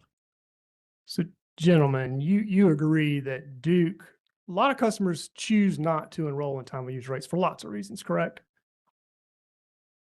Generally, yes. It may be because it just doesn't fit their lifestyle. They don't want to deal with using electricity in the middle of the night as opposed to during the peak time of the day, correct? That could be one reason why someone would choose not to enroll in time of use rate, correct? Yes. Okay. And so the public staff supported the increased incentive that Duke has proposed for this PIM, with the exception of the second year. Is that a fair way to summarize it? Yes, and we also would like to keep the cap at the current PBR 1 number. Okay. One of the other PIM areas from the first case that Duke sought to renew in this case was the renewable PIMs, correct? Yes, that's correct. Okay. And there were 3 PIMs within the renewables integration, but one of them has 3 subparts, correct? Yeah. Yes, that's correct. There's one PIM, one renewables PIM with 3 metrics within that PIM. Okay. And the public staff opposed all of those PIMs in your testimony, correct? In this proceeding, yes, we opposed those PIMs because they were materially different than what was proposed in the first PBR. And the renewable PIM metric C was actually proposed by the public staff in the last rate case. Is that your memory or understanding? Yes, that's my understanding. Okay. I want to shift gears and talk a little bit about the reliability PIM. The public staff and the company agree that certainly reliability is a key policy goal that the commission should be interested in, correct? I mean, reliability is very important, especially in the context of the spending that's being taken place and the returns, basically, if you would, that the customers would expect to see and better improved reliability. So yes, I agree with that. Okay, and in your extensive review of the reliability PIM that Duke has proposed, is essentially the same PIM that Duke proposed last year or in the first case, correct? Yeah, the framework, it looks to be the same. What did change was Duke increased the penalty tiers for each tier. So actually, The threshold. sorry, the thresholds. Thank you. The thresholds for the penalties to take place, but otherwise it's the same format. And in your review of the performance to date of the first round of PIMs, the reliability PIM, DEC or Duke Energy Carolinas didn't incur any penalties, correct? That's correct. There was no penalty assessed. And the reliability PIM is the only PIM that's currently approved by the commission that actually has downside or penalties, correct? Yes, As sir. proposed by DC. Yeah. Yes. Yeah. Right. And so that PIM holds Duke accountable to maintain reliability to the standards that this commission approved, correct? We also propose to reduce those thresholds so that to hold Duke accountable, as you say, just because we believe that they're too generous and structured in such a way that that penalty amount might not be reached. The answer to my question, though, was the current PIM holds Duke accountable to the standards that this commission approved, correct? That as they were approved in the last rate case. Okay. And so the correct. fact that Duke, I'm sorry, were you done? Yes. Okay. The fact that Duke hasn't paid any penalties to date means that they've maintained reliability to the standards that the commission approved, correct? I'd say, well, the what was established in PBR 1, I'd say that's accurate. One of the concerns that you discuss in your testimony about the reliability PIM is that the metrics or the bands for the tiers have changed, and you just referenced that, right, Mr. Fernandez or Mr. Williamson? Yes. Yes. But really, the what changed from the time of the first rate case where this PIM was developed until now is that DEC's SAIDI performance is actually improved, hasn't it? I think if you look, so yeah, let's look in our testimony. I believe it's on page 14.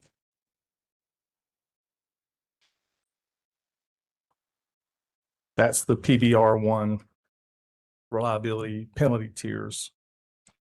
And on that first row, and again, this is on page 14, commissioners, table 2. So yeah, rate year 1, which is 2024, says that the average 5-year SAIDI average that year that was calculated from 2018 to 2022 was 177. And then if you look at it's Duke's policy panel, PBR policy panel exhibit 3. They actually show that the calculation for the 5-year SAIDI from 2021 through 2025 for rate year 1 in PBR 2 was 175. So yes, Mr. Summers, so between those two different time periods, it does show that there was an improvement of 2 minutes between those 2 time periods. So that means the average customer had 2 less minutes when they didn't have outage caused by whatever caused the outage, correct? That is correct. Okay. And one of the, help me on this one. One of the things as I understood your testimony that you pre-filed is that you were a little bit critical of Duke's proposed penalty in this case of $8.1 million. Is that correct, or correct me if I'm wrong in any way? Well, I think we were looking at the amount with compared to what the actual impact on customers were. So yes, I think in looking in totality, and I'll let Mr. Fernandez, we worked on this together. Felt like it could have been more. Okay. Let's just leave it at that. Okay. Well, but you're not suggesting that an $8 million penalty is insignificant, are you? No, it's not insignificant, but I will say that part of what drove our modifications in this case were, it was impacted by what we saw with the distribution panel, and I'm on the distribution panel, and so part of the motivation here was realizing that Duke has spent in the last two rate cases about 8.5 billion in distribution capital placed in service. And during that time, the reliability metrics, SAIDI, SAIFI, SEMI, all those indices have worsened. So that was a sort of a backdrop for looking here at the reliability PIM and why we made the modifications that we did. So we think it's highly impactful looking at the billions of dollars that have been spent, but the return that we have received in reliability that has not come to pass. My question was, it's not your testimony on behalf of the public staff that an $8 million potential penalty is insignificant. Is that correct? But I would say, yeah, it's not insignificant. Okay. In fact, if you look at, I think maybe you're trying to, if you look at page 53 of your pre-filed testimony for the panel, this is the table, just to orient you, it's table 13, where y'all list your proposed PIMs and the financial incentives that you've proposed. You see that? I'm there. And in fact, what the public staff proposed on the reliability PIM is a $8.1 million penalty, correct? Oh, yes, that's correct. Okay. Which is the same one that Duke proposed, right? Correct. And in answering my two questions previous, and I apologize for flipping back on you, Okay. but you talked about the amount of money that Duke is seeking to recover in this case for its MYRP projects. And you talked about the various reliability metrics. And I thought I heard you say that they had all declined, but didn't you just agree with me previously that SAIDI has actually improved from the time of the last case until this one? The calculation that was done, and I know, I think the previous Duke panel had talked about how the same methodology had been used. So, and so the determination of what the baseline for SAIDI in the reliability PIM, the time periods had changed. So they still used a 5-year average. So in PBR 1, they used 2018 through 2022. And PBR 2, they used 2021 through 2025. So it was the time periods that changed. So those two 5-year periods, the averages were different by 2 minutes. Okay. And again, I'm looking at this. 1 minute, please.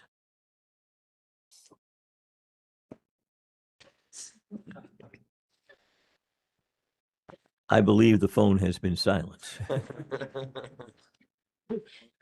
If not, if Duke has a sledgehammer, they can. And you All right. want to make a motion to strike, I'll allow it. I'm happy to proceed, Commissioner McGinty. Okay, all right.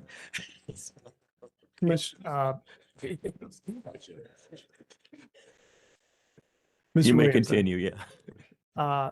Looking at the table that we were just talking about, table 13 on page 53. Again, this list, again, a PIM has an incentive structure and there's some upside or rewards that are paid to the company or potential rewards. And then there are also potential penalties that are downside to the utility that if they were, those tiers were met, the company would pay to customers through the PIM rider. Is that correct? That's correct. Okay. And are you familiar with the concept of a carrot and a stick? Yes, I am. Okay. And looking at the public staff's proposed PIMs here in this table, there's a whole lot of stick and not a lot of carrot. Would you agree with that?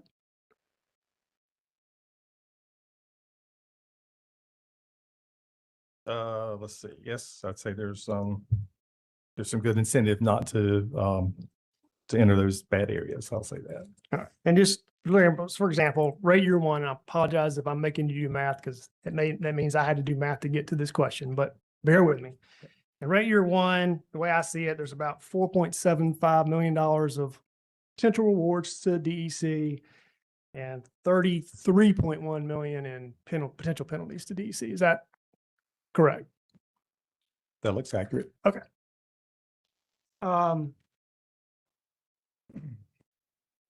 What you testified earlier that one of the criticisms the public staff has about the PIMs that are being discussed in this case is perhaps there's not enough dollars at risk. Is that a fair characterization, general characterization?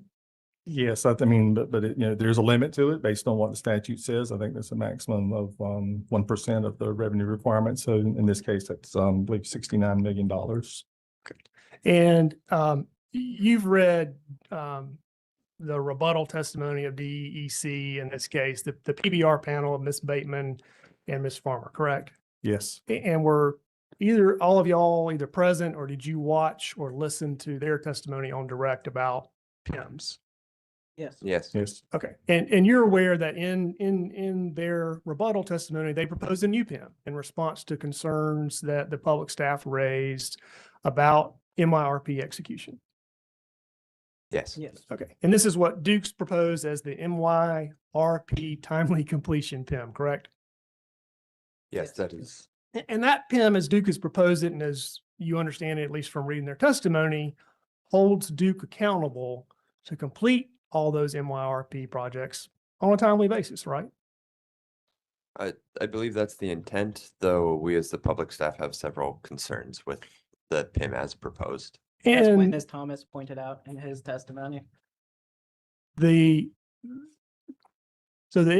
understand that, at least through Duke's testimony, or perhaps from what Mr. Thomas testified to earlier, that the MYRP timely completion PIM as proposed by Duke, it's modeled off of the exact same performance metrics that Carolina Water Service and Aqua have as approved by this commission in their most recent cases earlier this year, correct? My understanding is that in water, they're not limited by a 1% cap. That wasn't my question. My question was, you understand that the PIM proposal that Duke has made that you've reviewed is essentially exactly the same as the one the water companies have, correct? I would agree it's a similar structure, but the rules behind it are not the same. There are different rules for water and electric utilities. Completely agree. You read Ms. Bateman's rebuttal testimony on behalf of the PBR panel that explained that under the high end of Duke's proposed MYRP timely completion PIM, the maximum penalties are in the $35 to $40 million range, correct? Could you repeat your question? Sure. You understand, or you read in DEC's pre-file rebuttal testimony of Ms. Bateman that the MYRP timely completion PIM as proposed by Duke has a maximum penalty of $35 to $40 million, correct? Subject to check. Okay.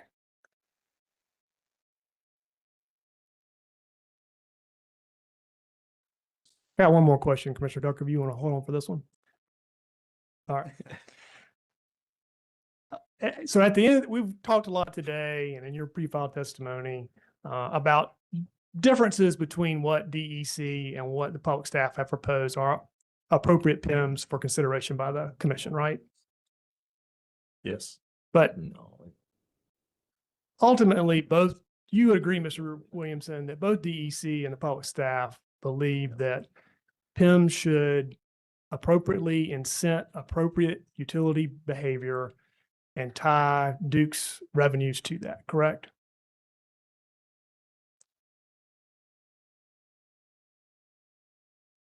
Would you say that again? Sure.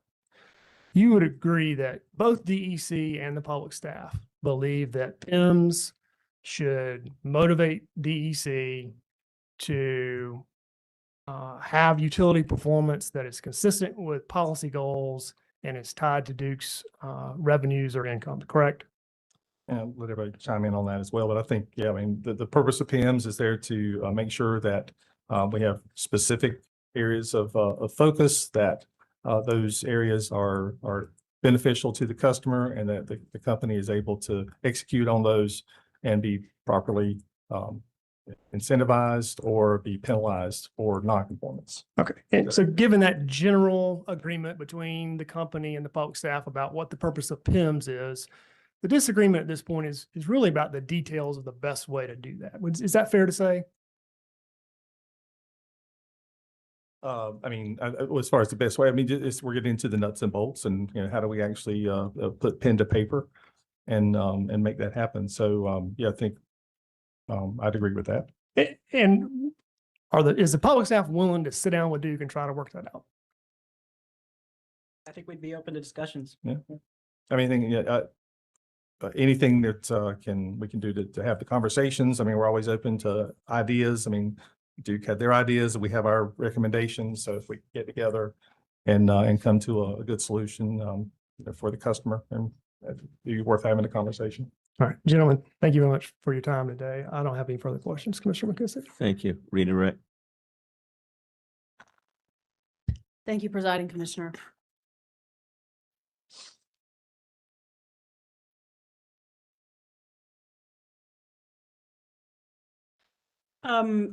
So I'll address the whole panel. Anybody can take this.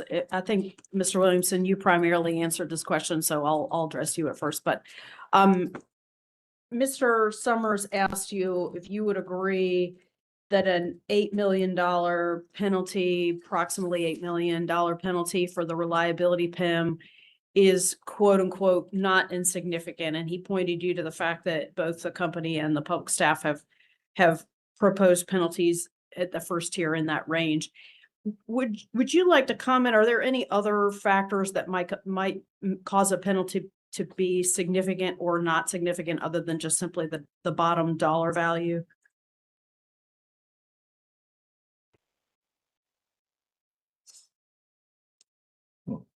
I didn't mean to stump you. No, it's good. Well, I mean, I talked earlier, I mean, we're limited by how much the total PIMs can be, 1% of the revenue requirement.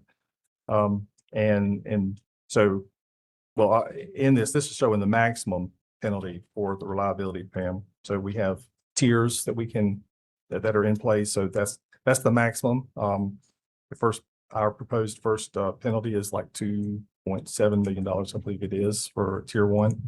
And that's across all the zones, so we would like to split it up by zones and allocate a percentage of the penalty to each zone based on customer count.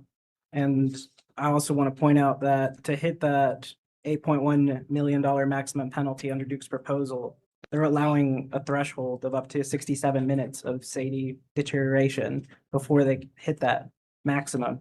And based on our proposal, we think that's too much of an allowance in deterioration in SAIDI metrics, which is why we propose that 5% and 7% threshold for tier one and tier 2. Okay, thank you.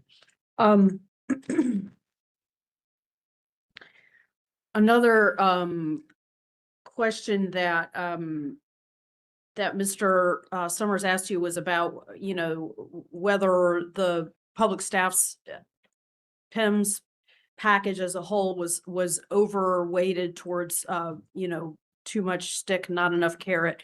Would you like to comment on why the PIMS are structured as penalties to the extent that they are, as opposed to reward-based penalties, reward-based PIMS? I can begin, and if my coworkers have something to add, I'd be happy to have their thoughts as well.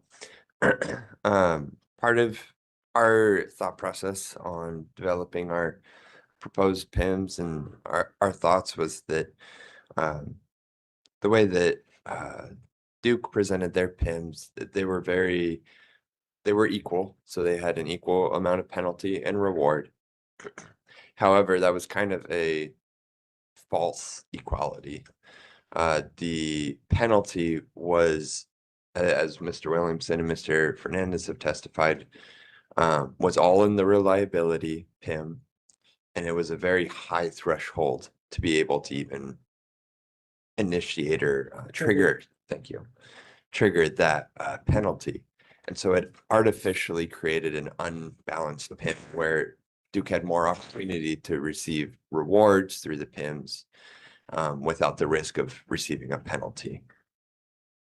Yeah, and I mean, as part of Duke's proposed PIMs, they're already achieving some of those metrics, like for the customer service PIM that was proposed. That would have just resulted in them receiving an incentive for something that they're already achieving. And we didn't see any evidence of any enhanced performance as a result of that PIM. And let me add one thing on the reliability PIM, under the PBR 1 thresholds. The company, looking back at history, the tier 1 threshold was 190 SAIDI of 197. Out of the last 11 years, that was hit 3 times as far as a historical number, and the tier 2 was hit 1 time. And so, that's very low probability because I think you've got a very high threshold limit. And so that's one of the things we wanted to rectify here was to tighten that up and make the penalties happen faster. Again, and this is with the backdrop of the massive amount of distribution spend we've had in the last two rate cases and the reliability that we were hoping to see. So that was that's driving our changes on the PBR2 reliability PIM. All right, and one more question for you. Mr. Summers asked you about the proposed timely PBR project completions PIM that the company has proposed in the rebuttal testimony of witnesses Bateman and Farmer. And Mr. Hill, you indicated that the public staff has some disagreement with that as a PIM. Would you like to, you or anybody on the panel like to speak to the reason the public staff does not support that as a PIM? Yeah, I'd be happy to try to address some of our concerns. As I believe Mr. Fernandez stated, the water utilities, so Duke proposed this PIM saying that it would help address our concerns as public staff of these MYRP projects not coming online when Duke said that they would. And they based that off of what has been approved in water rate cases. However, there's several key factors that are different there. One, the water rate cases do not have that 1% statutory cap on the revenue, on the maximum penalty or reward for PIMs. And so that first of all limits the penalty or reward that could be established through the timely completion PIM. Another item that we're concerned about is that the way that it operates is it lowers the ROE band on the earning sharing mechanism.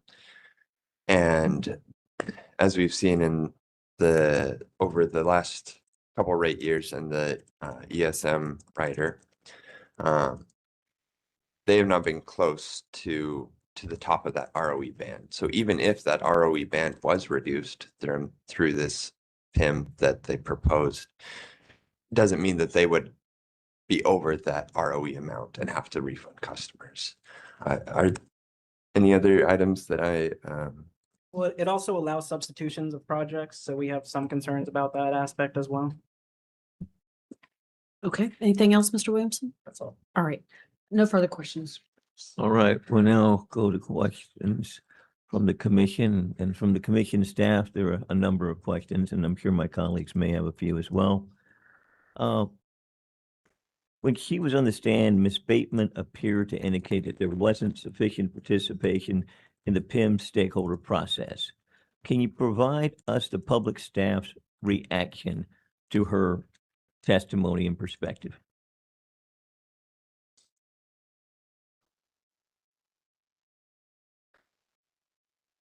Oh, and I'll add on further. I mean, was the PIM stakeholder process not as robust as some other stakeholder processes that have been conducted in the past? So think about your response within the context of those two questions kind of posed to you. Sure.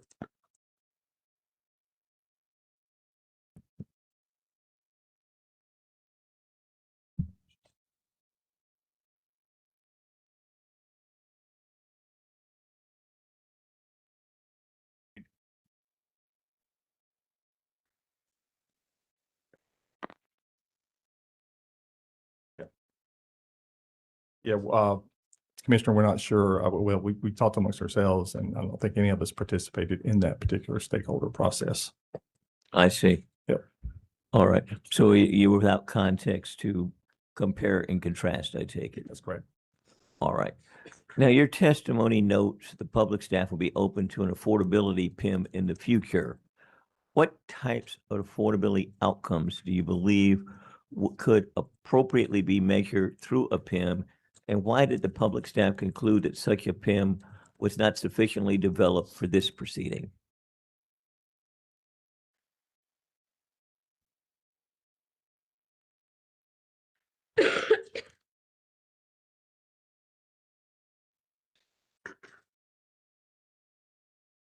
So apologies, an affordability PIM, there's a lot of thought that has to go into the developing an affordability PIM.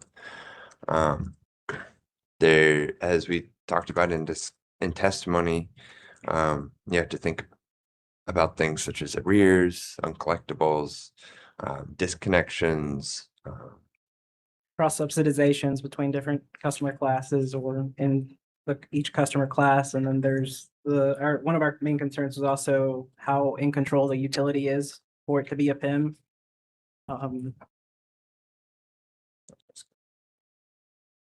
and so given those factors and just the many other things that we've had going on this year, we were not able to independently develop and be able to present an affordability PIM at this time for the commission's consideration. Okay. Has the affordability stakeholder group provided any recommendations regarding an affordability related PIM for DEC? Commissioner, could I clarify the affordability stakeholder group, which one's that? The that question one- says affordability stakeholder group. I'm not sure if it's referring to the low income affordability stakeholder group, Okay. which constituted previously as a result of a rate case. Right. We came Okay. back and recommended the pilot that was used Yep. with the $42 a month payment. I Okay. assume that could be the same Sure. stakeholder group which they are referring to, but I'm just reading that question Sure. as it appears on my screen. No problem. Yeah, I can address that. I think, so what's going on right now is the Customer Assistance Program, CAP. Okay. Excuse me, the CAP pilot, is in process and it's due to a sunset this year. And that'll end a 3-year pilot period. And so, yes, there's public staff, Duke and other interveners, or stakeholders are involved in that ongoing review process of the CAP. So right now, I'd say stay tuned on that. Right now, that's under evaluation as far as the performance of CAP and anything that might come out of that as far as a next step. Okay, thank you. Why do you recommend eliminating the PIMs associated with renewables integration and encouragement instead of replacing it with a PIM that may improve performance toward these objectives?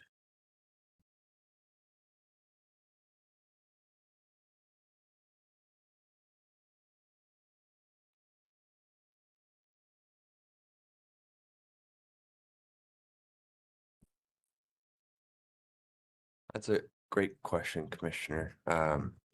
When we looked at the renewables PIM and each of the metrics, the way that they were proposed to us,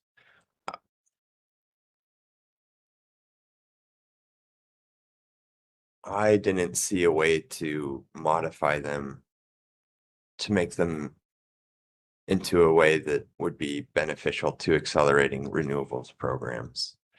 I know in past there's been discussion of different renewables programs like the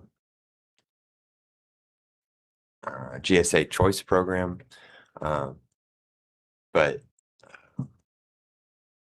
we did not think about developing a PIM to advance those sort of programs. So I guess since you could not think of a means of improving its performance or coming up with an alternative way of addressing it, the sole thing that came to mind in terms of recommendation was elimination as opposed to identifying and understanding original objectives and finding a more effective means of accomplishing it.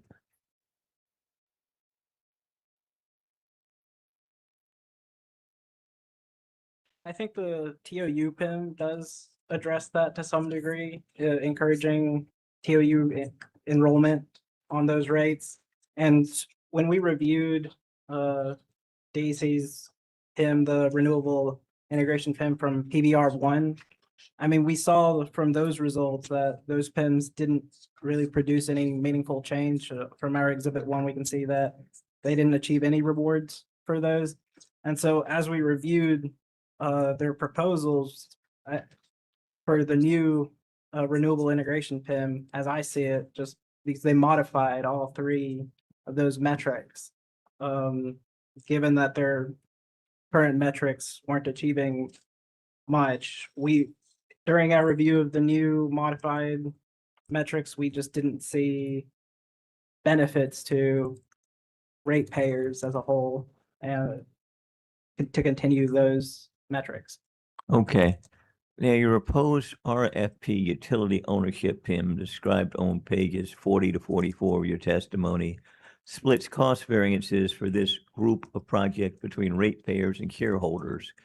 Could this type of cost-saving PIM be translated to other MYRP capital projects?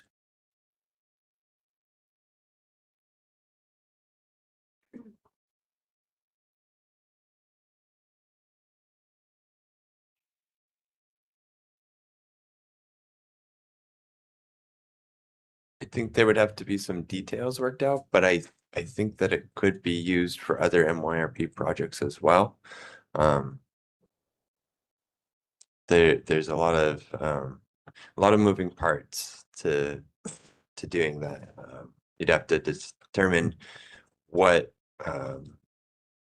which costs you're including in that PIM, what are you evaluating, what events would be allowed to increase the costs for that project. If there were force majeure events, if there were cost overruns that were outside the utilities control, such as bankruptcies or other such. There's a lot of moving parts, but I think it could be done. I think working with Duke, we could develop a PIM that looked at those costs and created a cost sharing mechanism along those lines. Thank you. Now, for rate year 2, your recommended PIM maximum rewards total 18.45 million and PIM maximum penalties total 46.8 million. How did you determine that these total penalties and reward amounts would better incentivize DEC to improve performance in MYRP2?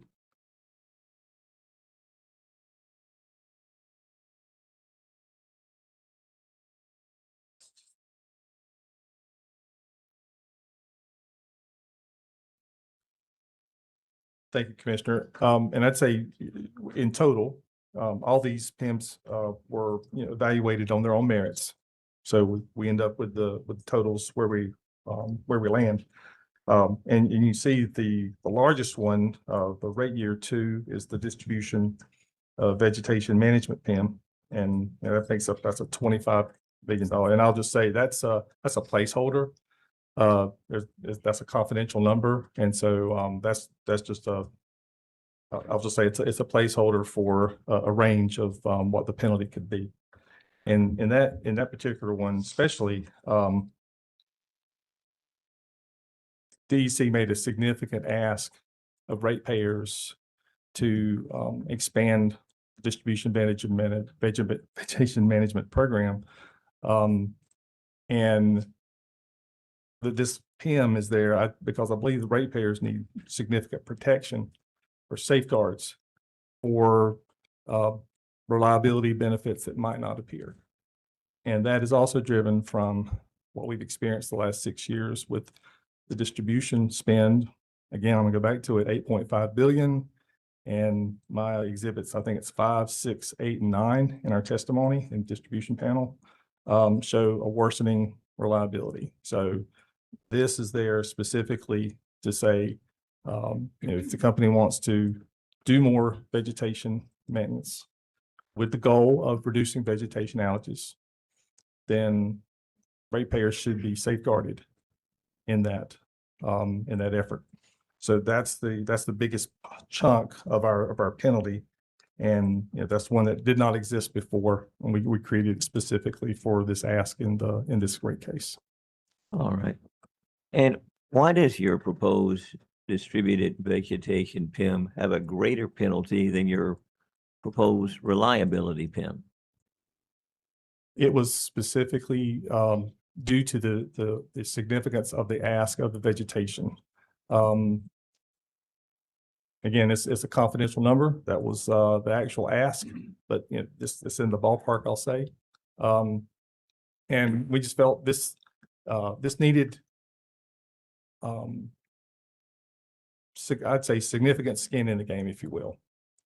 Ratepayers, I don't think would mind, you know, paying the additional increase that's been asked, but I think they would want to see reductions as they've been, you know, talked about and how the company has promoted them. So that's it. I mean, this is a direct, you know, safeguard to ratepayers for a very significant ask by the company for a reduction in vegetation outages.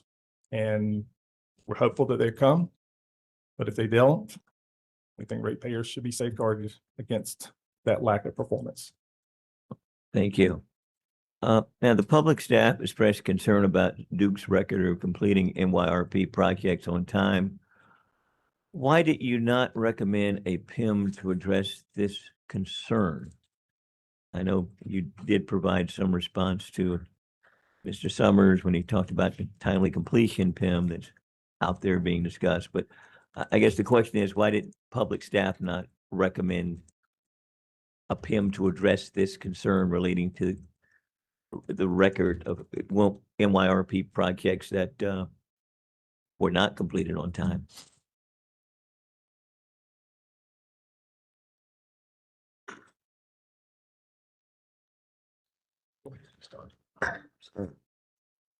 Yeah, my colleagues might have some thoughts to add, but my initial thought, Commissioner McKissick, is along the same lines as what I discussed with Mr. Summers. The number of projects and the scope of projects and the monetary value of the projects that were delayed and late and not in service, establishing a PIM to address that, I don't know if that would be sufficient. Given the 1% cap in place for PIMs. Okay. Well, what are your thoughts about a PIM similar to what's in place for the water and wastewater utilities completion of NYRP projects on budget? So now we're talking about on budget.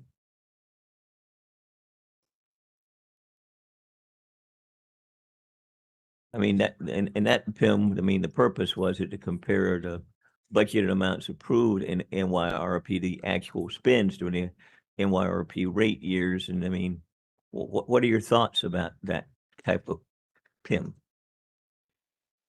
Not having reviewed that PIM in detail, my initial thought is that I think that could be valuable here with the electric utilities as well. If it takes the budgeted costs or the MYRP estimates for a project and creates a PIM to compare those the actual costs with the estimated costs and has penalties and rewards based on either percentages or total value. I think that could be valuable for the Duke utilities as well. And of course, this is kind of a follow-up. I mean, what are your thoughts about really looking at the type of in-service capital projects put into service in each rate year and comparing that to the total in-service dollars attributable to both the NYRP and non-NYRP projects at the end of each rate year compared to the capital spend that was approved in the revenue requirements for that rate year? Could you repeat that question, please? Sure. What are your thoughts about a PIM, which is similar to what's in the water and wastewater cases, and it's kind of referred to as an in-service capital by rate year, which compares the total in-service dollars attributable to both the NYRP and non-NYRP projects at the end of each rate year compared to the capital approved in the revenue requirement for that rate year? Well, and I'll say, I have not reviewed that. I think that's intriguing, and I don't think we would reject it out of hand, but Yeah, I'll just leave it at that. I think that's something worth considering. I think that's the best I can do. Yeah, and if I may ask a clarifying question, it would look at the approved revenue requirement and then the actual revenue requirement, combining both MYRP projects that have been completed and non-MYRP projects that have been completed. That for would be, each rate year. that is correct. Okay. Yes, I agree with Mr. Williamson that could be beneficial. Though, like he said, I've not reviewed that in depth and Fair enough. If you're not reviewed it, you do not have that knowledge and expertise to probably express an opinion that would be insightful and consistent with what your thoughts would be if it was thoroughly evaluated, investigated, and considered within the context of DEC. Let me see if my colleagues have any questions. Any questions down here? All right. Oh, Commissioner Gaida. Thank you, Presiding Commissioner. So a question about, there's a little discussion here about time of use rates as one of the PIMs. For the record, I've personally adopted a time of use rate, so we'll just get that out of the way. But of course, I live in Raleigh, so that doesn't apply to DEC. Relevant immaterial. Thank you. Yes, it is immaterial. Can you all tell me, what is your understanding of how DEC has actively encouraged customers to adopt time of use? Hopefully I didn't miss that in your testimony, but I didn't know if it addressed it. Can you say anything about any of your knowledge about anything like education methods or anything that they've that you can point to that you know that DEC has actively done to encourage that? Yes, in the DR response, we had asked for some of that information. They had provided some marketing documents that they shared with customers. I will note, we also, our proposal asked to increase the cap or keep it the same as PBR 1 for PBR 2 because in a DR response, DEC also indicated that they had spent, I believe, around, subject to check, around $38,000 on marketing per rate year. So for rate years 1 and 2. So only 38,000, and in their exhibit 1 for Bateman and Farmer direct testimony, they're estimating to spend around $250,000 going forward for each rate year in PBR 2.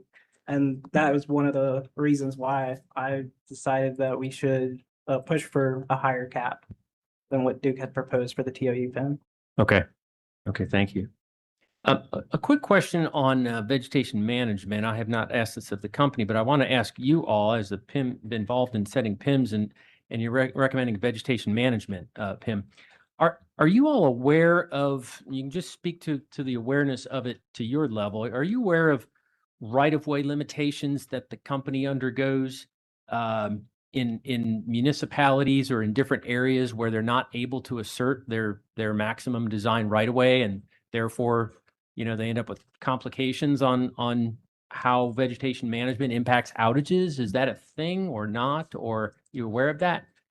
I'm aware there are some differences in DEC. They have 3 vegetation categories: urban, mountain, and other. Okay. And just to say DEP, since we're sitting in DEP, they have 2. They are urban and non-urban, and I know Raleigh and Wilmington have, you know, special franchise agreements for specific trimming requirements that they allow DEP to do, and that's been there for decades.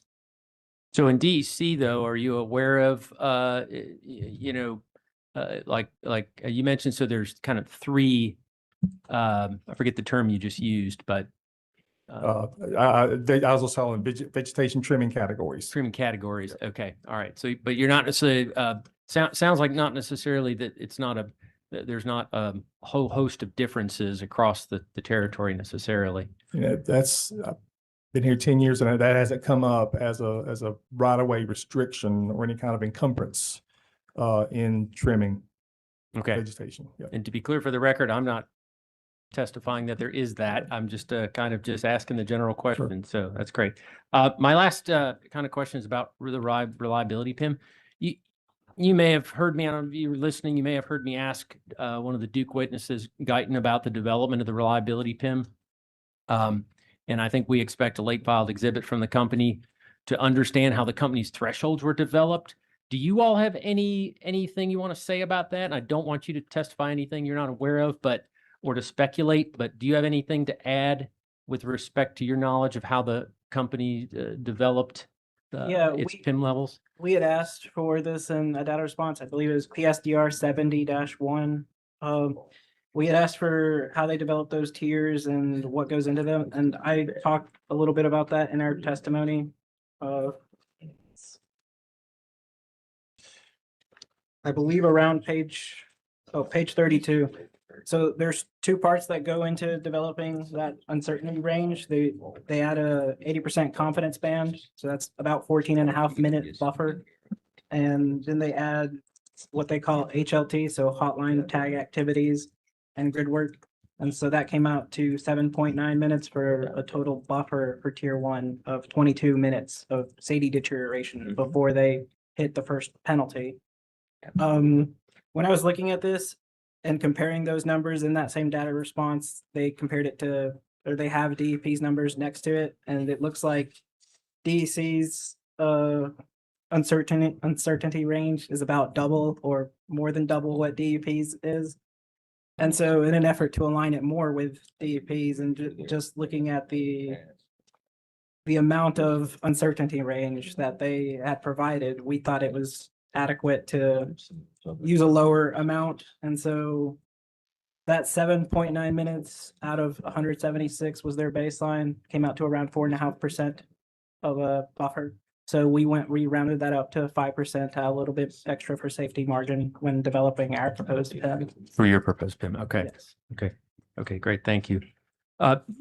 Presiding Commissioner McKissick, I've got maybe one more question. I see the time, and I know there also may be questions on Commissioner Gaida, by all means. Oh, Ask okay. that question. We got to try to get this panel concluded today. Okay, all right, I will ask my one more question. So you all may have also heard me ask witness Guyton about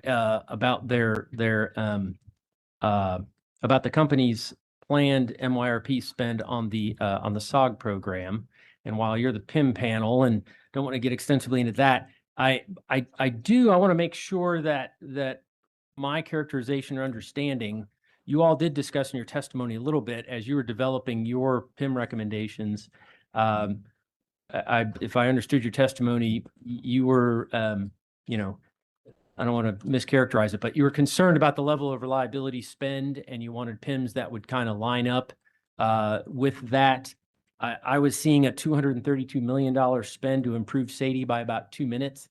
And is this the kind of reliability spend that you were concerned with? System-wide spend as you were developing your more zone-based methodology? Yeah, I'd say that is an element, that is a part of it. SOG was part of those programs, the grid optimization programs, and there are many others. And Witness Thomas also talks about those as well. So, but no, that was an element of our consideration. Okay. Okay, great. And on that zone-based methodology, was there any? I saw your little write-up on that. Was there any kind of benchmarking from other utilities or anything that was involved in your thoughts or your development around that, or was it really just more about tracking things at just a more granular level as opposed to the entire system? And that's it. We were just looking at being to make it a little bit more focused, give actually the DEC the opportunity to benefit from areas that were doing well and not be penalized by maybe a zone that was not doing well. So it really was just that to get make sure we're getting good attention at all the zones within the company, and that no one zone may be lagging behind, and getting picked up by a better performing zone. So it was just to have more granularity, as you said. Yes, and each zone is compared to its own historical baseline average for SAIDI. Right. Yep, I saw that. Thank you. Thank you. That's all my questions. Okay, thank you, Commissioner Gaida. And I do applaud you adopting time of use rates. We'll now have questions on commissioner questions. Your Honor, I have one question. Go right ahead.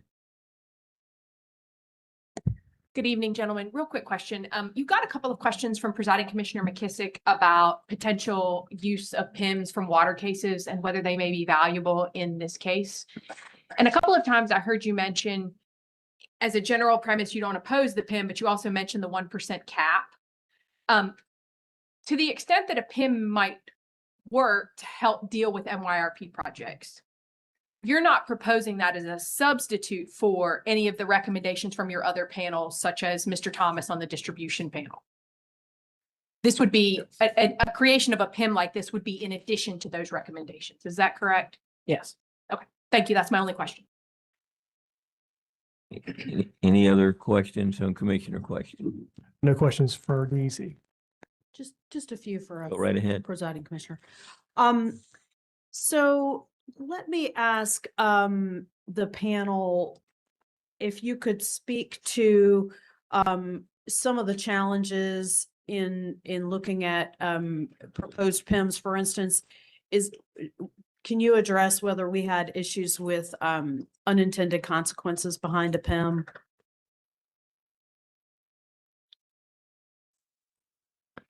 Yes, that was definitely one of the factors that we looked at in our consideration of Duke's proposed PIMs and the PIMs that we proposed. There are considerable knock-on effects that could happen because of any given PIM, and it's hard without having like quantitative data to be able to look at and review, to be able to say, okay, this is how this PIM behaves and what we can expect of it. Specifically with respect to, did the public staff consider affordability, potential affordability PIMs, and were there unintended consequences that were of concern in that context? Yes, there were. Do you want to speak any more to that, or? Cross subsidization, customers from one class or in a class, subsidizing the PIM for other customers, and whether or not the affordability PIM in question would be under the utilities control, just things of that nature. Okay.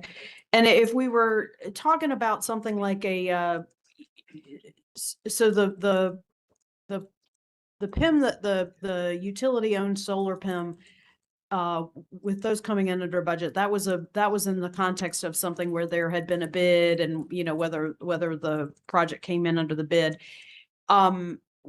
Is there a potential for unintended consequences if that concept were broadened out to MYRP projects that aren't subject to the bid process?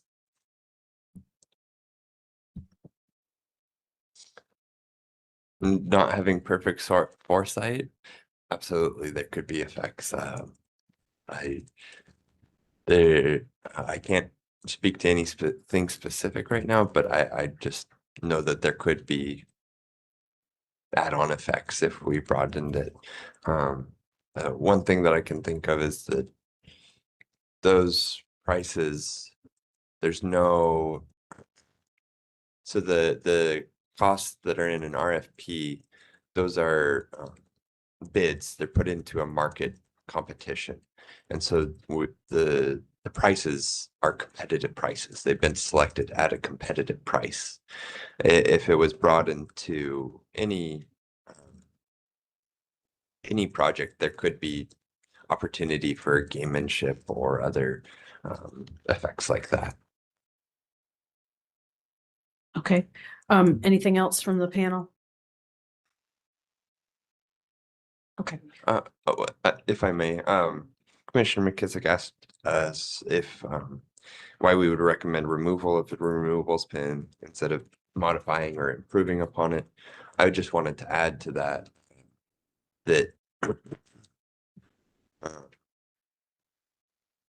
we recommended not accepting those PIMs as proposed. I would say that we'd be open to discussion about those PIMs and modifying them, but did not want to accept them as they were proposed. Okay. And since you mentioned that, one of the requirements under the statute is that anything that's targeted by a PIM needs to be within the utility's control. Was that an issue with some of the reliability PIMs? Do you mean the renewables PIMs? Sorry, I did mean the renewables PIMs. Thank you. Yes, that was an issue that we addressed, and looked at and talked about in our testimony, that some of the PIMs as proposed were not within the utilities control necessarily, such as the metric A of the renewables integration PIM. That relies, that PIM specifically looks at customers, new customers on that are installing distributed energy resources and getting on a net energy metering tariff. That is largely outside the utilities control. It's customer initiated. They have to put in capital for that to be able to build a solar or battery facility at their home. And so that one was one example of that, Ms. Sarah. All right, no further questions, Presiding Commissioner. Thank you. Well, you released it this time. Thank you for your testimony this afternoon. Let me thank everyone in the hearing room for your indulgence in us going beyond 5 p.m. We wanted to make sure this panel's testimony was concluded today. With that stated, are there any motions at this time before we adjourn for the day? I'm not seeing any. We hereby stand adjourned at this time until 9:30 a.m. tomorrow morning, when this hearing will resume. We'll begin with the public staff. I believe it's the large load panel. Is that correct? That's correct. Which will take us quite some time, but we hope that people will be expeditious in moving through the time that they have reserved so that we can conclude it before lunch. Thank you. Thank you.